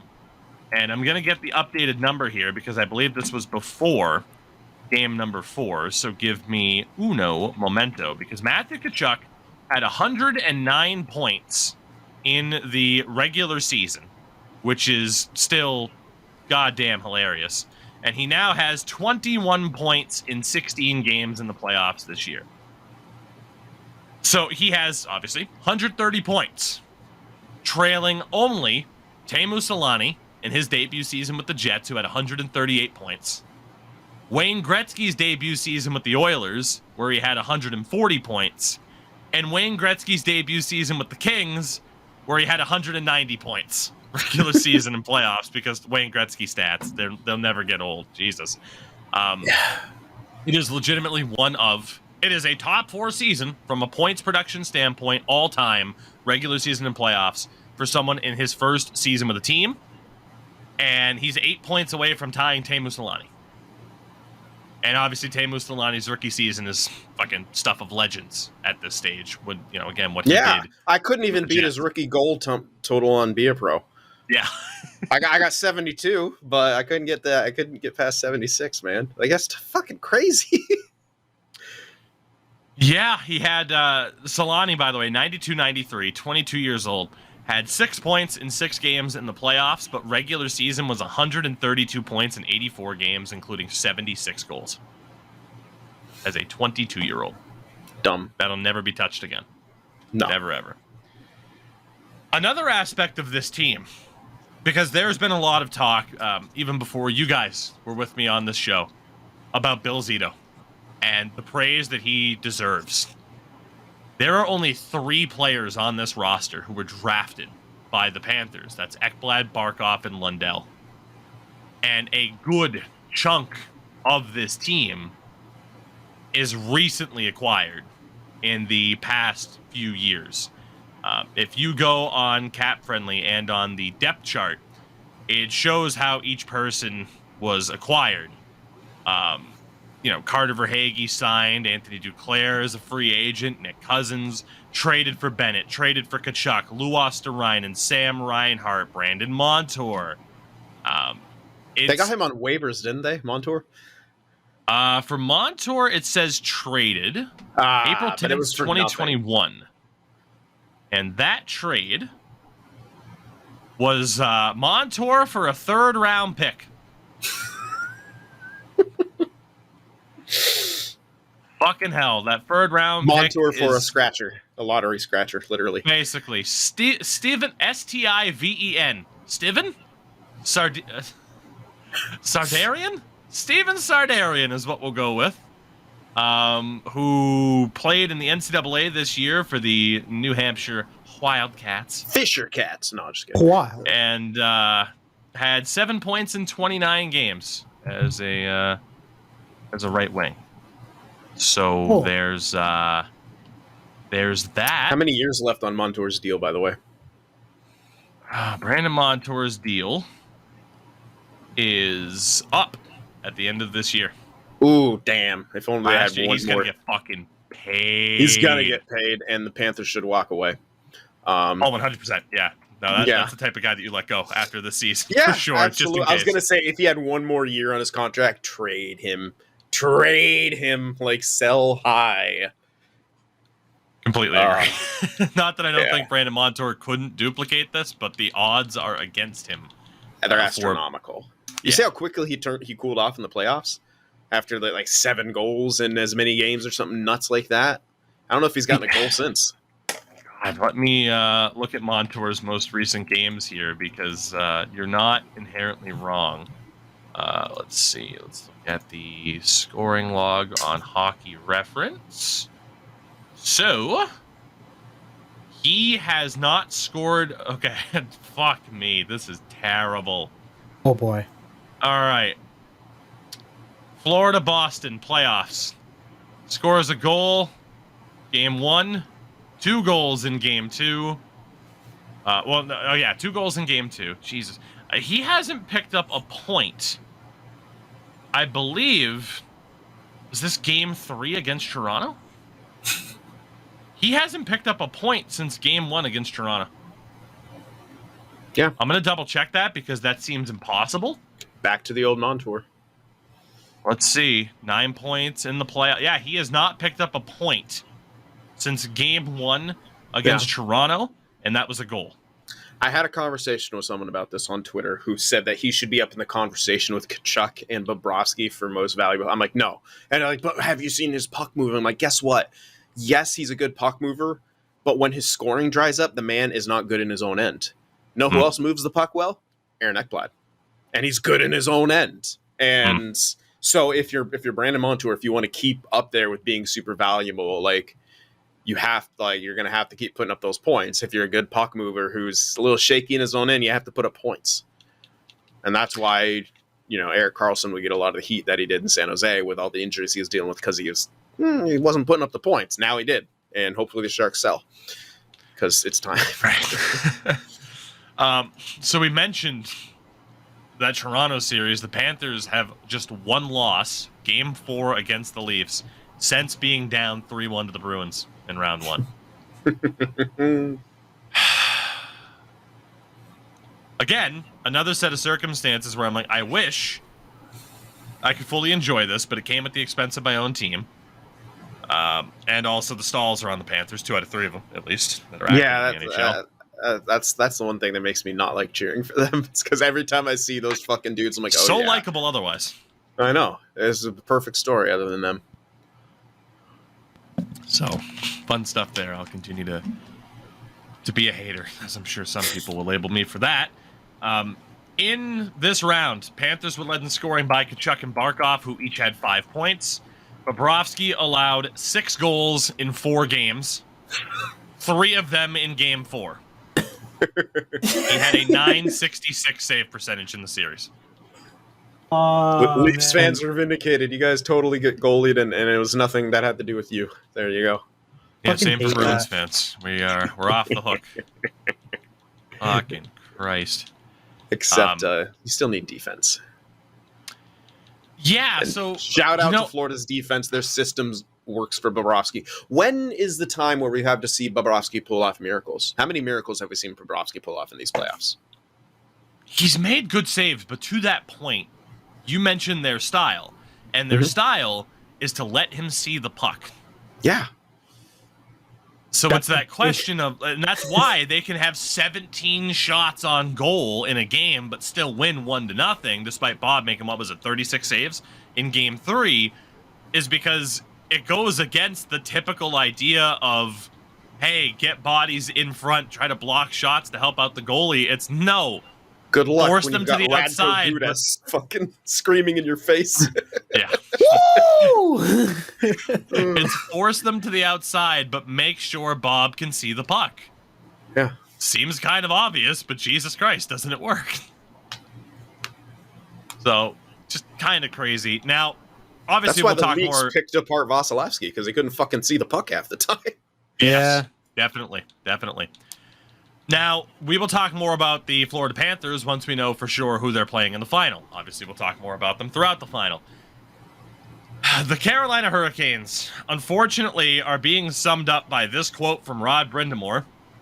The unfortunate part is that we're going to look back and everyone's going to say that we got swept, and that's not what happened. It did. It did. Now, you know what he's trying to say. Yes. This was not a one-sided series. We didn't get our asses kicked. It's arguably, and I agree with it, it's arguably the closest sweep of all time. There's one more that's closer. Frölunda versus Havu in that semifinal. Fair. Oh, man. But it is arguably the closest sweep of all time. Carolina finished this series with a -4 goal differential. They lost every game by a goal, 2 of them in overtime. That's insane. It is absolutely insane. It's just, unfortunately for Rod, the way that he worded this left him open for prime dunk material. Again, he kind of seemed a bit lost in press conferences sometimes. Like, did you like his post Game 3? I think it was press conference. He was like smiling, like he seemed happy, and with how his team was playing. And I guess you kind of have to be at one point. And just like they're just not going in. It's like, but in the playoffs, you have to score. You have to be able to score. I don't care who it's against. Like, that's the goal. And they didn't. I mean, they had 6 players with 2 points, and that was it. No one had over 2 points for the Hurricanes in that series, which is just simply not going to get it done. Lack of superstar on that team. Great depth, no superstar. They had the goaltending. Ranta and Anderson combined for a 921 save percentage, a 189 goals against average, and a goal saved above expected of a 3.69. 0 for 4. They got swept. That just, you're not going to see a series play out like this all that often. Yeah. It's fucking rough for Hurricanes fans. It's rough for that team in general because now it leaves them with the situation of, what do we do next? And in looking at their team, that's a very good question. Now, their roster on Cap Friendly has been shifted over to next year. So we do know RFA, Jesse Puljujärvi. You bring him back, he's not going to command much anyway at this point. Like, he's a bottom sixer, not a top sixer. It's just what it is. Dylan Coughlin, Max Lajoie, also RFAs. UFAs, Jesper Fast, who this year was making, I believe, $2 million against the cap, had 9 points in 15 playoff games, probably in line for a raise. Do you want to pay him more? Mackenzie McEachern, decent in the playoffs, wouldn't be too expensive. Jordan Staal, Paul Stastny, Derek Stepan. What do you do with those guys who have, let's see, the average age of those three is 34 years old? Defensively, Calvin DeHaan, Shane Gostisbehere are UFAs. And then in goal, Freddie Anderson and Antti Ranta are both UFAs, as are Andre Kasha and Max Pacioretty, who ended the season on IR. They'll have some money to play with, $24 million in projected cap space, but this is going to go down as a crucial offseason for the Canes in terms of you got to figure this thing out and get it on track. Or eventually you're going to, even though it would be a terrible decision, or would it? Are we already at the point where the conversation is Rod Brind'Amour good enough to get them over the hump? Are we already at that conversation point? Seems like might it. Be. But I think he's done so much more with that roster than a lot of other people could. Oh, 100%. But eventually it's like, well, shit, do we get rid of the core? Don't get me wrong. I am not in any way arguing like, oh yeah, Rod Brind'Amour should go. I think that would be a brutal mistake from Carolina. But you eventually get to that point of, well, who's the first to go? It's easier to get rid of the coach than it is to say, okay, let's rebuild by moving on from some of our stars. And also, what's the core of Carolina? That's a very, very good question. There's a lot of fucking useful players. Who's the core? Obviously, maybe Aho's your untouchable. Teravainen. So Aho has 1 year left at 8.5. So you got to make a decision with him soon. He'll be UFA at the end of it. Oh my god, dude, this has gone by quick. I forget how old is Aho now. How old am I? 25. Turned 26 over the summer, and obviously there was the offer sheet from Montreal. That led to him getting this cap hit. Yep. Teuvo Teravainen, $5.4 million UFA at the end of next year. At least they have one more year. Third most expensive forward, Jesperi Kotkaniemi. 7 years left, $4.82 million. I forgot it was that long. 43 points in the regular season, 7 and 15 in the playoffs. That's not too bad for the cap hit, but you do want a little bit more. And then RFAs at the end of next year, Martin Necas, Jack Drury, Seth Jarvis, Ryan Suzuki, Jameson Reese, a lot of their younger guys now where it's and pretty much everyone I mentioned there is between the age of 21 and 23. Yeah. It's a lot of the young guys now where it's okay, they have to be able to step up, and if they can't, that's going to put the Hurricanes into a very, very rough spot. But they do have that, in theory, next in line crop about ready to go. Is Nason not a UFA this year? Don't tell me he has another year on cheap ass. He has 1 year left at 7.62. Unfucking real. Yeah. Wow. And you got to take advantage of contracts like that. You have to. Nason he's always been a solid player. He's always going to be a solid role player. But the fact that he broke out this year, especially in the playoffs too, is a huge, huge boon. And I think you can maybe try him as a middle six guy next season, see how it goes. And in goal, I mentioned Anderson and Ranter UFAs, but the extension for Peter Kochetkov kicks in. 4 years, $2 million. It's just a matter of who's going to be that 1A, 1B with him, and will he be the 1A for them next season? We'll see. That's also an incredible deal. 4 years at $2 million. Yeah. What? Especially if he can play like it looked like he, to the standard that it looks like he can. Yeah. But we'll see. So interesting times for Carolina ahead, certainly. And then there is the Western Conference Final that, well, we thought we might be talking about a sweep today, but we are not.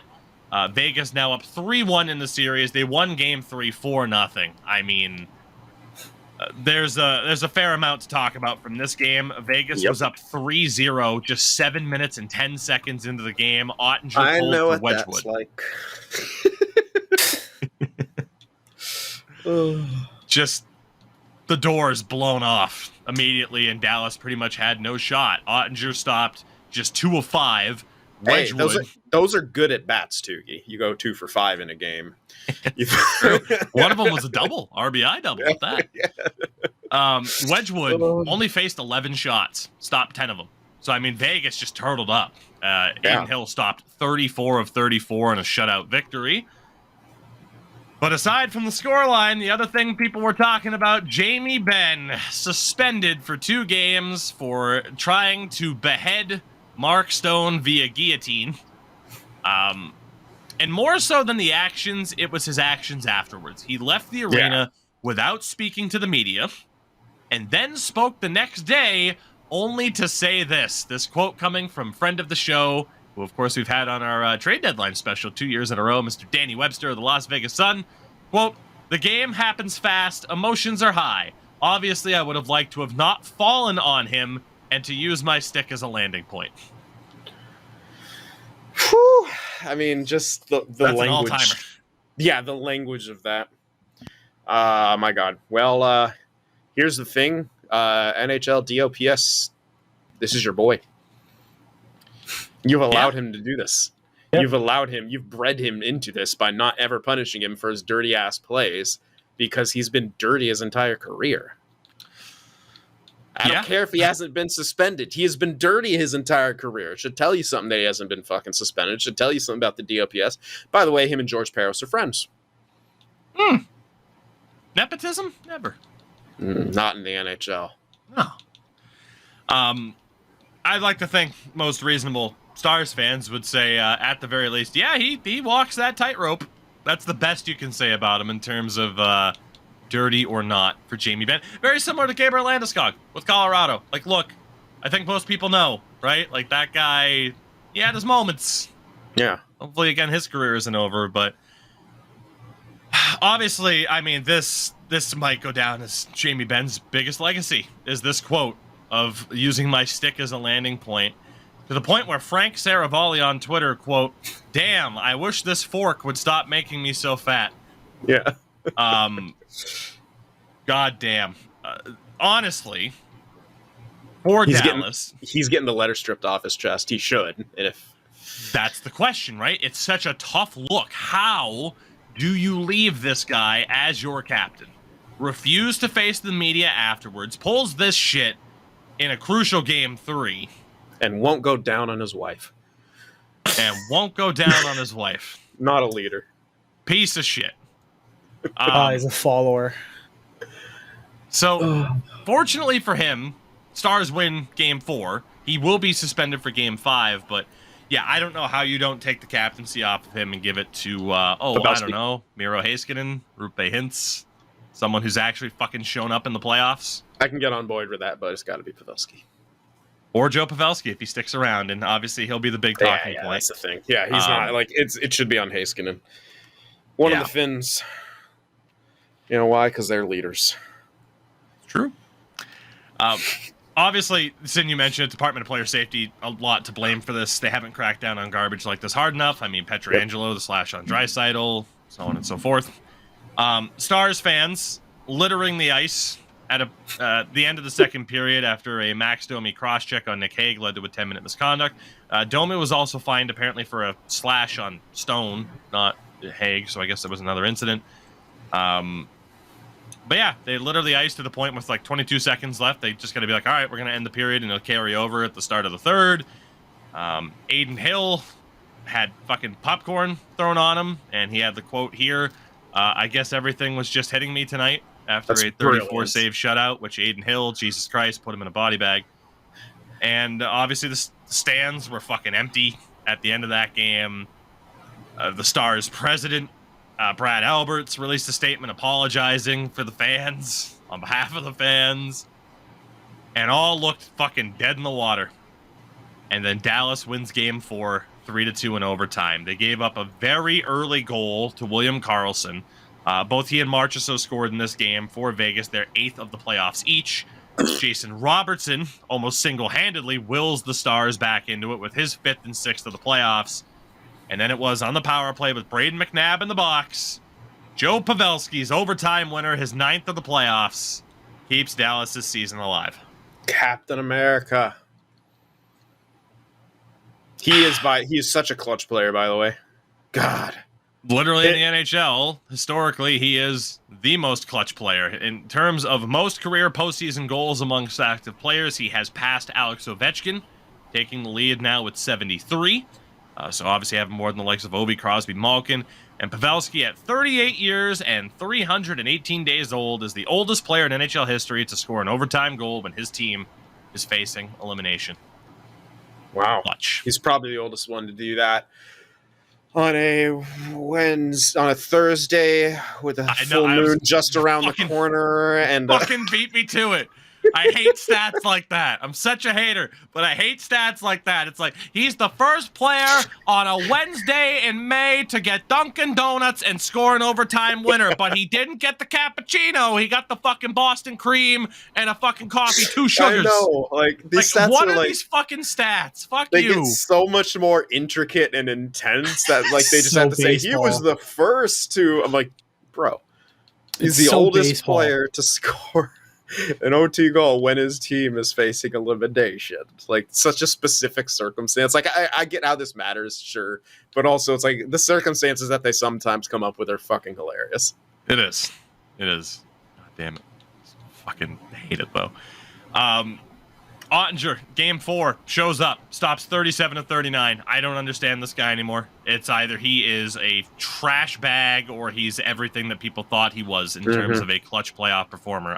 It's so frustrating. It has to be even more so for Stars fans because it does not. Probably for him too. Fair.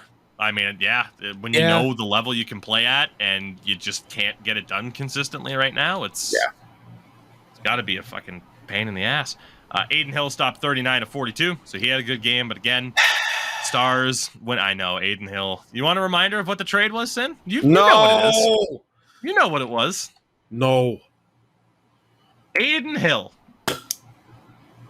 was acquired by the San Jose Sharks on July 17th, 2021, alongside a 7th-round pick in 2022 for goaltender Josef Kozanash and a 2022 second-round pick. 1 year and 1 month later, Aiden Hill was traded to Vegas on August 29th, 2022 for a 4th-round pick in 2024. Stonks. But that 4th-round pick could be anything. They could even be Aiden Hill. You know how much we wanted one of those. Yeah, it's frustrating because I wanted him to have more of a chance. The Sharks were terrible and ass, and like he's probably not as good as he's playing because again, the deeper you go in the playoffs, your team's playing a good defensive system. I always knew he had this capability. Also, he's a big goaltender. You love big goaltender, and he competes. Like that was the main reason for the Sharks getting him. It's real hard to keep competing on a team that's as terrible as the Sharks were, too. But again, even if we turn it around quickly, by the time we're good again, he's going to be entering or in his 30s. So it didn't make sense to keep him, but it's such a bad sequence of trades. But also, it's 2 different GMs, I'm pretty sure. I believe you're correct. So yeah. In the series so far, Golden Knights led by Marchessault, Barbashev, and Nick Waugh, 4 points each. Only one player, because this is Vegas, this is what they do, only one player in the series has failed to register a point, and that's Nick Hague. Everyone else has a point. It's... Fucking scrub Nick laugh Hague. in Max Domi's face again. Yeah. Goddamn. That guy's huge, by the way.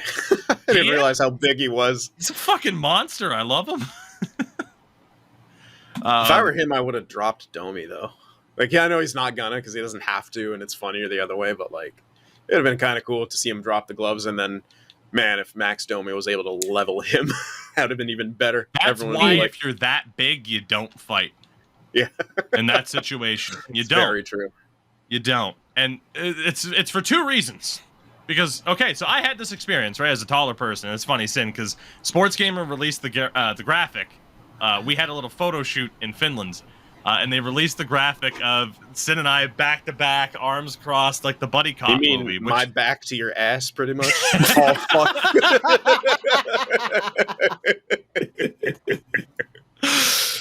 Fair. And it was one of those things, like, that was more of an outtake than anything. Yeah, I don't the know why they photographer, used she was that. very nice, but she didn't really give us directions. She's like, try whatever. Yeah, I'm going to say she wasn't quite a photographer. Especially Fair. with the way that picture came out, the lighting was really bad. Fair. But that's just me and my training coming into. Fair enough. But yeah, that was supposed to be one of the outtakes. They ended up using that, and a lot of people were just like, "Jesus, how is Sin short? Is Tougie tall? What the hell is going on?" I'm average height, assholes. You are, and I am. Again, I'm always always taller sound than Johnny Gaudreau. I know that. There you go. Short You as always, that fucker.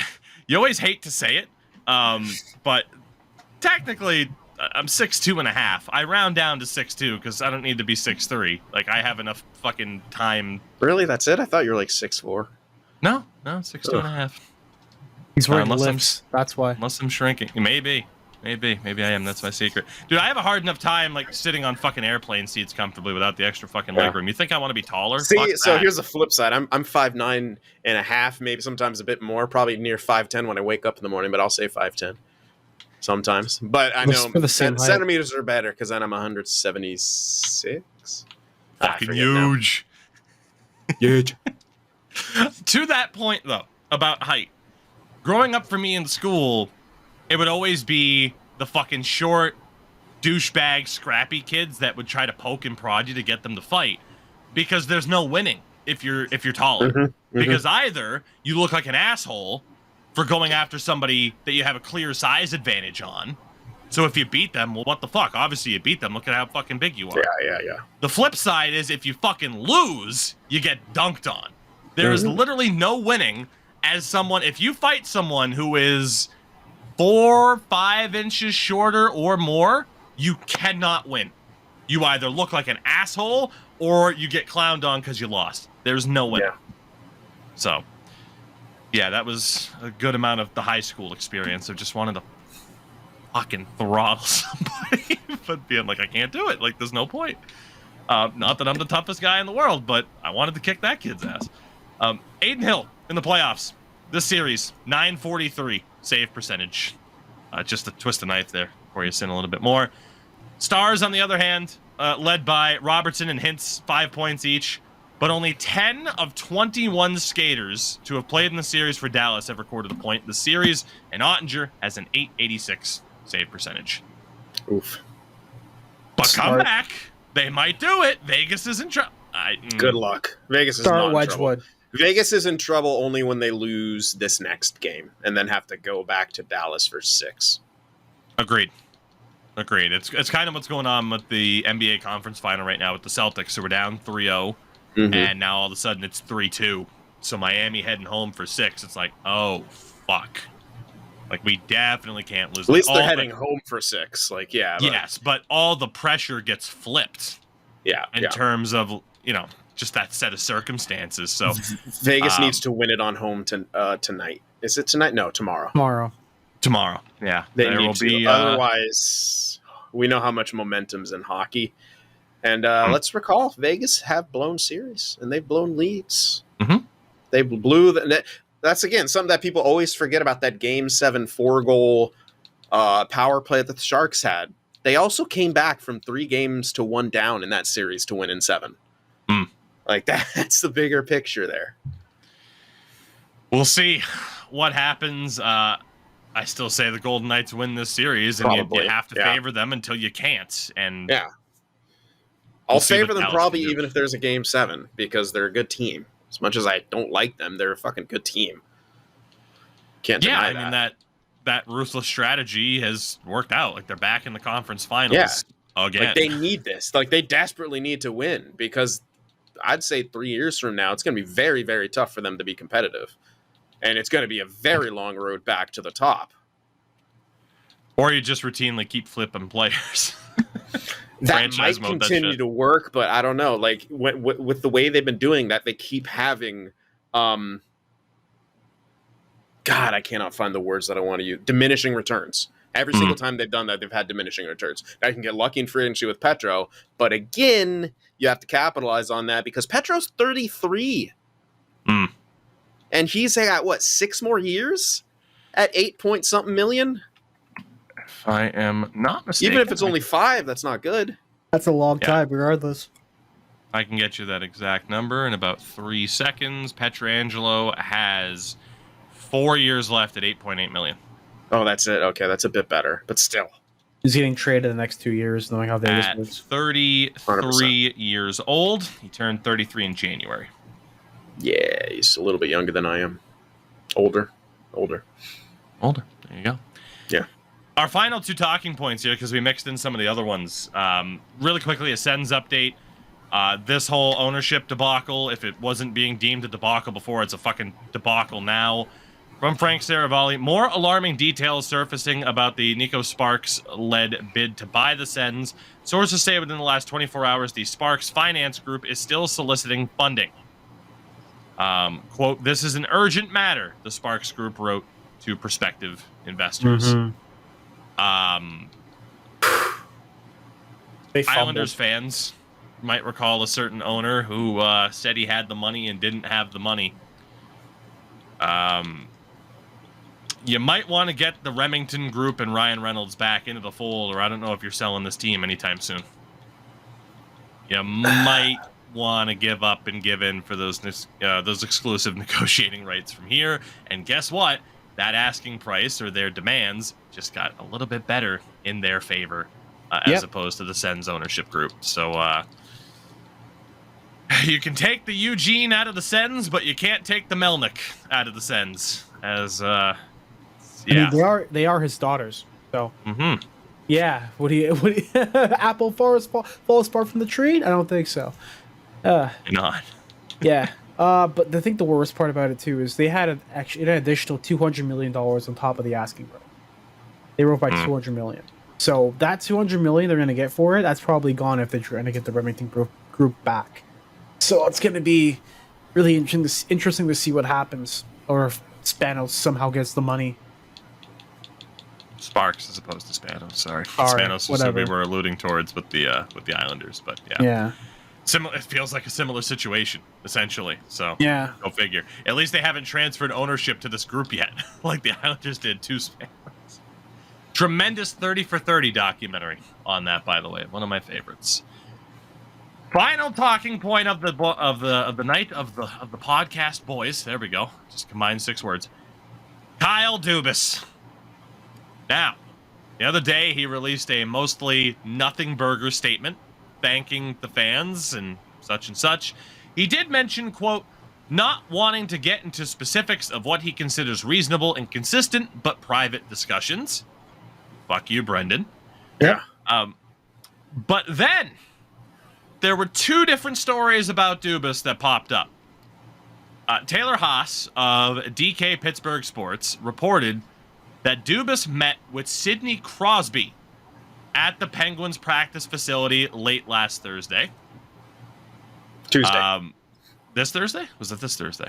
I said Tuesday. Doesn't it say Tuesday right there? Yeah, so it was this Tuesday. Sorry, not Thursday. My bad. Tuesday, isn't it? So there's that in terms of the smoke, being there for Kyle Dubas to the Penguins, which was smoke. You're smoking yet? Oh, God, there's the free space. Tougie and Sin laugh about fucking Family Guy jokes from 2000. The rumor was out there, and not even a rumor. Let's be honest.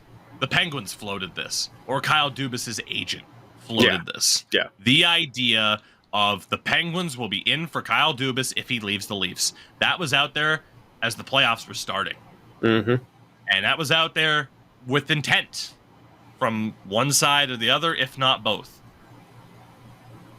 There was the whole, oh, Kyle Dubas, it's Toronto or nowhere. That can change real fucking fast, depending on what's put pen to paper on that check and on that contract for what they're going to be paying you. It would be pretty surprising to me if Kyle Dubas is not the GM of the Pittsburgh Penguins within the next few weeks at the most.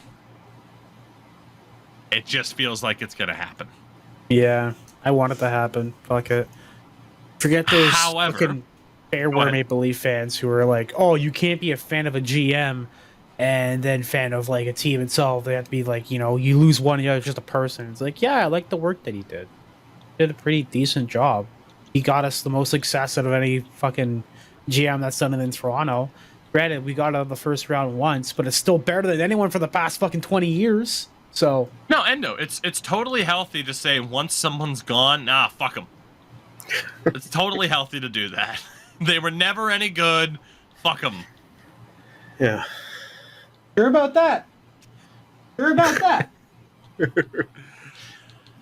The one thing that could potentially, maybe, possibly put the pause to this, multiple NHL player agents have raised concerns with the NHLPA over the fact that former Leafs GM Kyle Dubas and the team's star forward Austin Matthews are represented by the same agency, Wasserman Sports.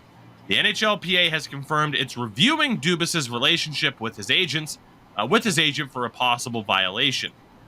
What it comes down to is Dubas's agent is not NHLPA certified, meaning that it inherently isn't a violation.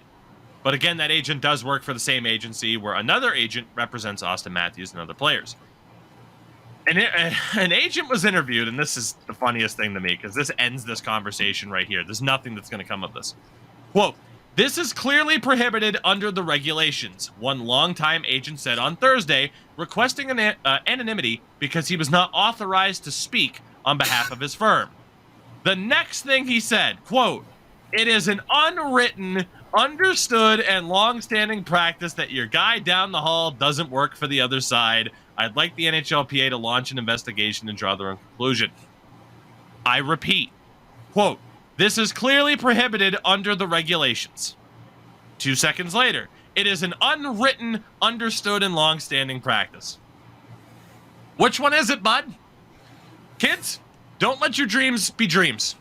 If you don't think you're smart enough to be an agent, to work in pro sports, you can be the dumbest motherfucker in the room. You still have a damn good shot, because look at these fucking people that are in these positions. Yeah. Holy shit. I don't see how anything comes of this when literally you have a guy saying it's prohibited, it's unwritten. Like, nothing's going to happen to Kyle Dubas out of this. Nothing. It's at least nothing major. At the most, it'll lead to a rule change. That's about it. But how possibly could there be a violation? Like, why would it matter if a GM's agent is NHLPA certified? He's not part of the NHLPA. I think it might be because of bargaining rights for the contract and stuff like that. In the case of Austin Matthews and Kyle Dubas, Austin doesn't re-sign. He ends up in Pittsburgh for some fucking reason. I don't know. Well, they don't have the same agent. They just work for the same agency. Like that. Yeah, right. You know, I'm sure there's more competition within that fucking agency than agents from that agency with agents of other agencies. Like, in a lot of ways. Like, I don't know. I mean, yeah, like Endo said, it's either you believe that this could lead towards Matthews being Pittsburgh bound for cheaper than he should be, or the only other potential scare of this would be, well, because they work for the same agency, would a player theoretically give that GM a good deal, which Austin Matthews absolutely fucking did not. Yeah. Like, that's not what happened at all. Theoretically, could it happen? I guess. But in this particular instance, we know that Matthews and Marner both got their extra little numbers in there to feel all special. And Kyle Dubas has been raked over the coals for that in the past couple weeks. To be fair, at that point, Dubas did not have an agent. This is a relatively new development that he's gotten an agent. I'm pretty sure, I could be wrong, but that's at least what I've been hearing. It's just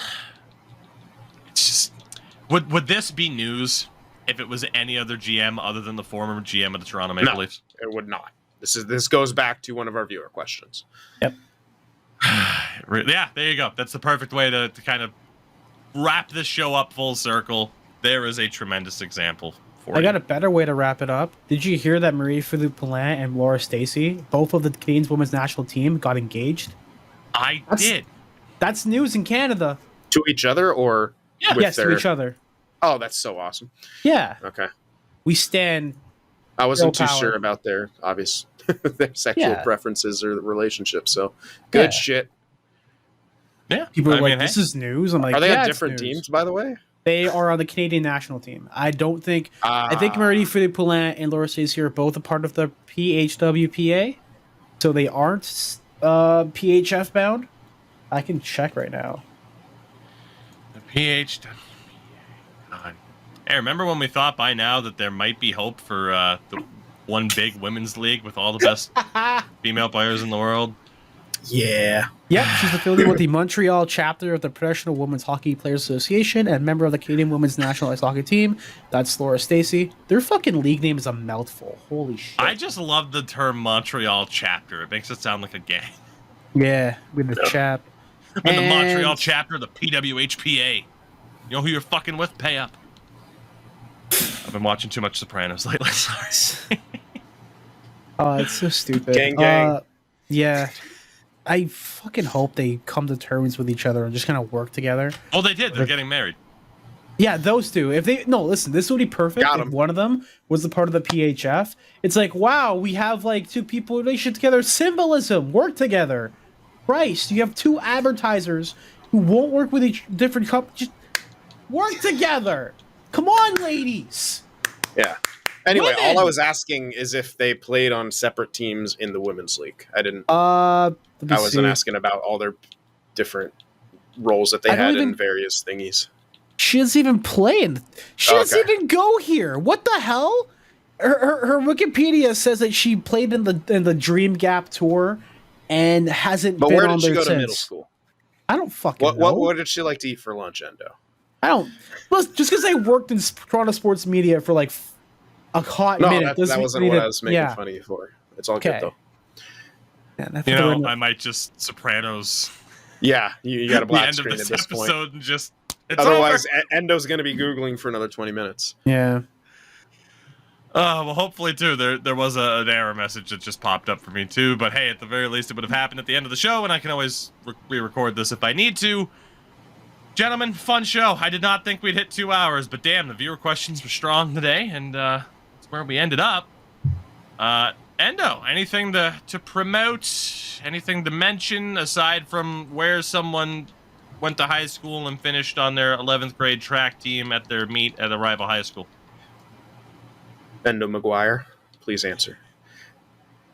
He can't. I can't. No, I got nothing going on. Stream at 8 o'clock. EndoMills.tv, I guess. I don't know, man. I'm just gonna buy a bunch of URLs and link places. Yeah. I stream at 8 p.m. every weekday, except for Wednesdays, because that's when I get my ass kicked in hockey. So yeah, that's all I do. Sin, good. What's up with you? Streaming on YouTube right now, and I just got something in the mail that I'm very excited about, and it'll be used in me having a bunch of videos ready to go for when I'm in Finland, and I'm very excited. The phrasing of that sentence has me concerned. It's gaming related. The phrasing of that sentence has me concerned. Oh, a 2-hour show, everybody. We're going to wind things down. Thank you again for listening, watching, supporting the Tougie Steak Podcast. We will be back next week for what might be Sin's last round of shows. We're getting there. Yeah, Jesus, when do you leave? The 5th of June. Yeah, so next week's your last week of shows. Yeah. Cool. Well, maybe the Florida Panthers would have won the Stanley Cup by then. We might get lucky.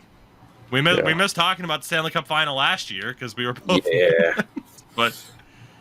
we shall see what happens. For now, everybody, good night. Take care of yourselves. And if you're at a sporting event and your team name is in the anthem, shut the fuck up.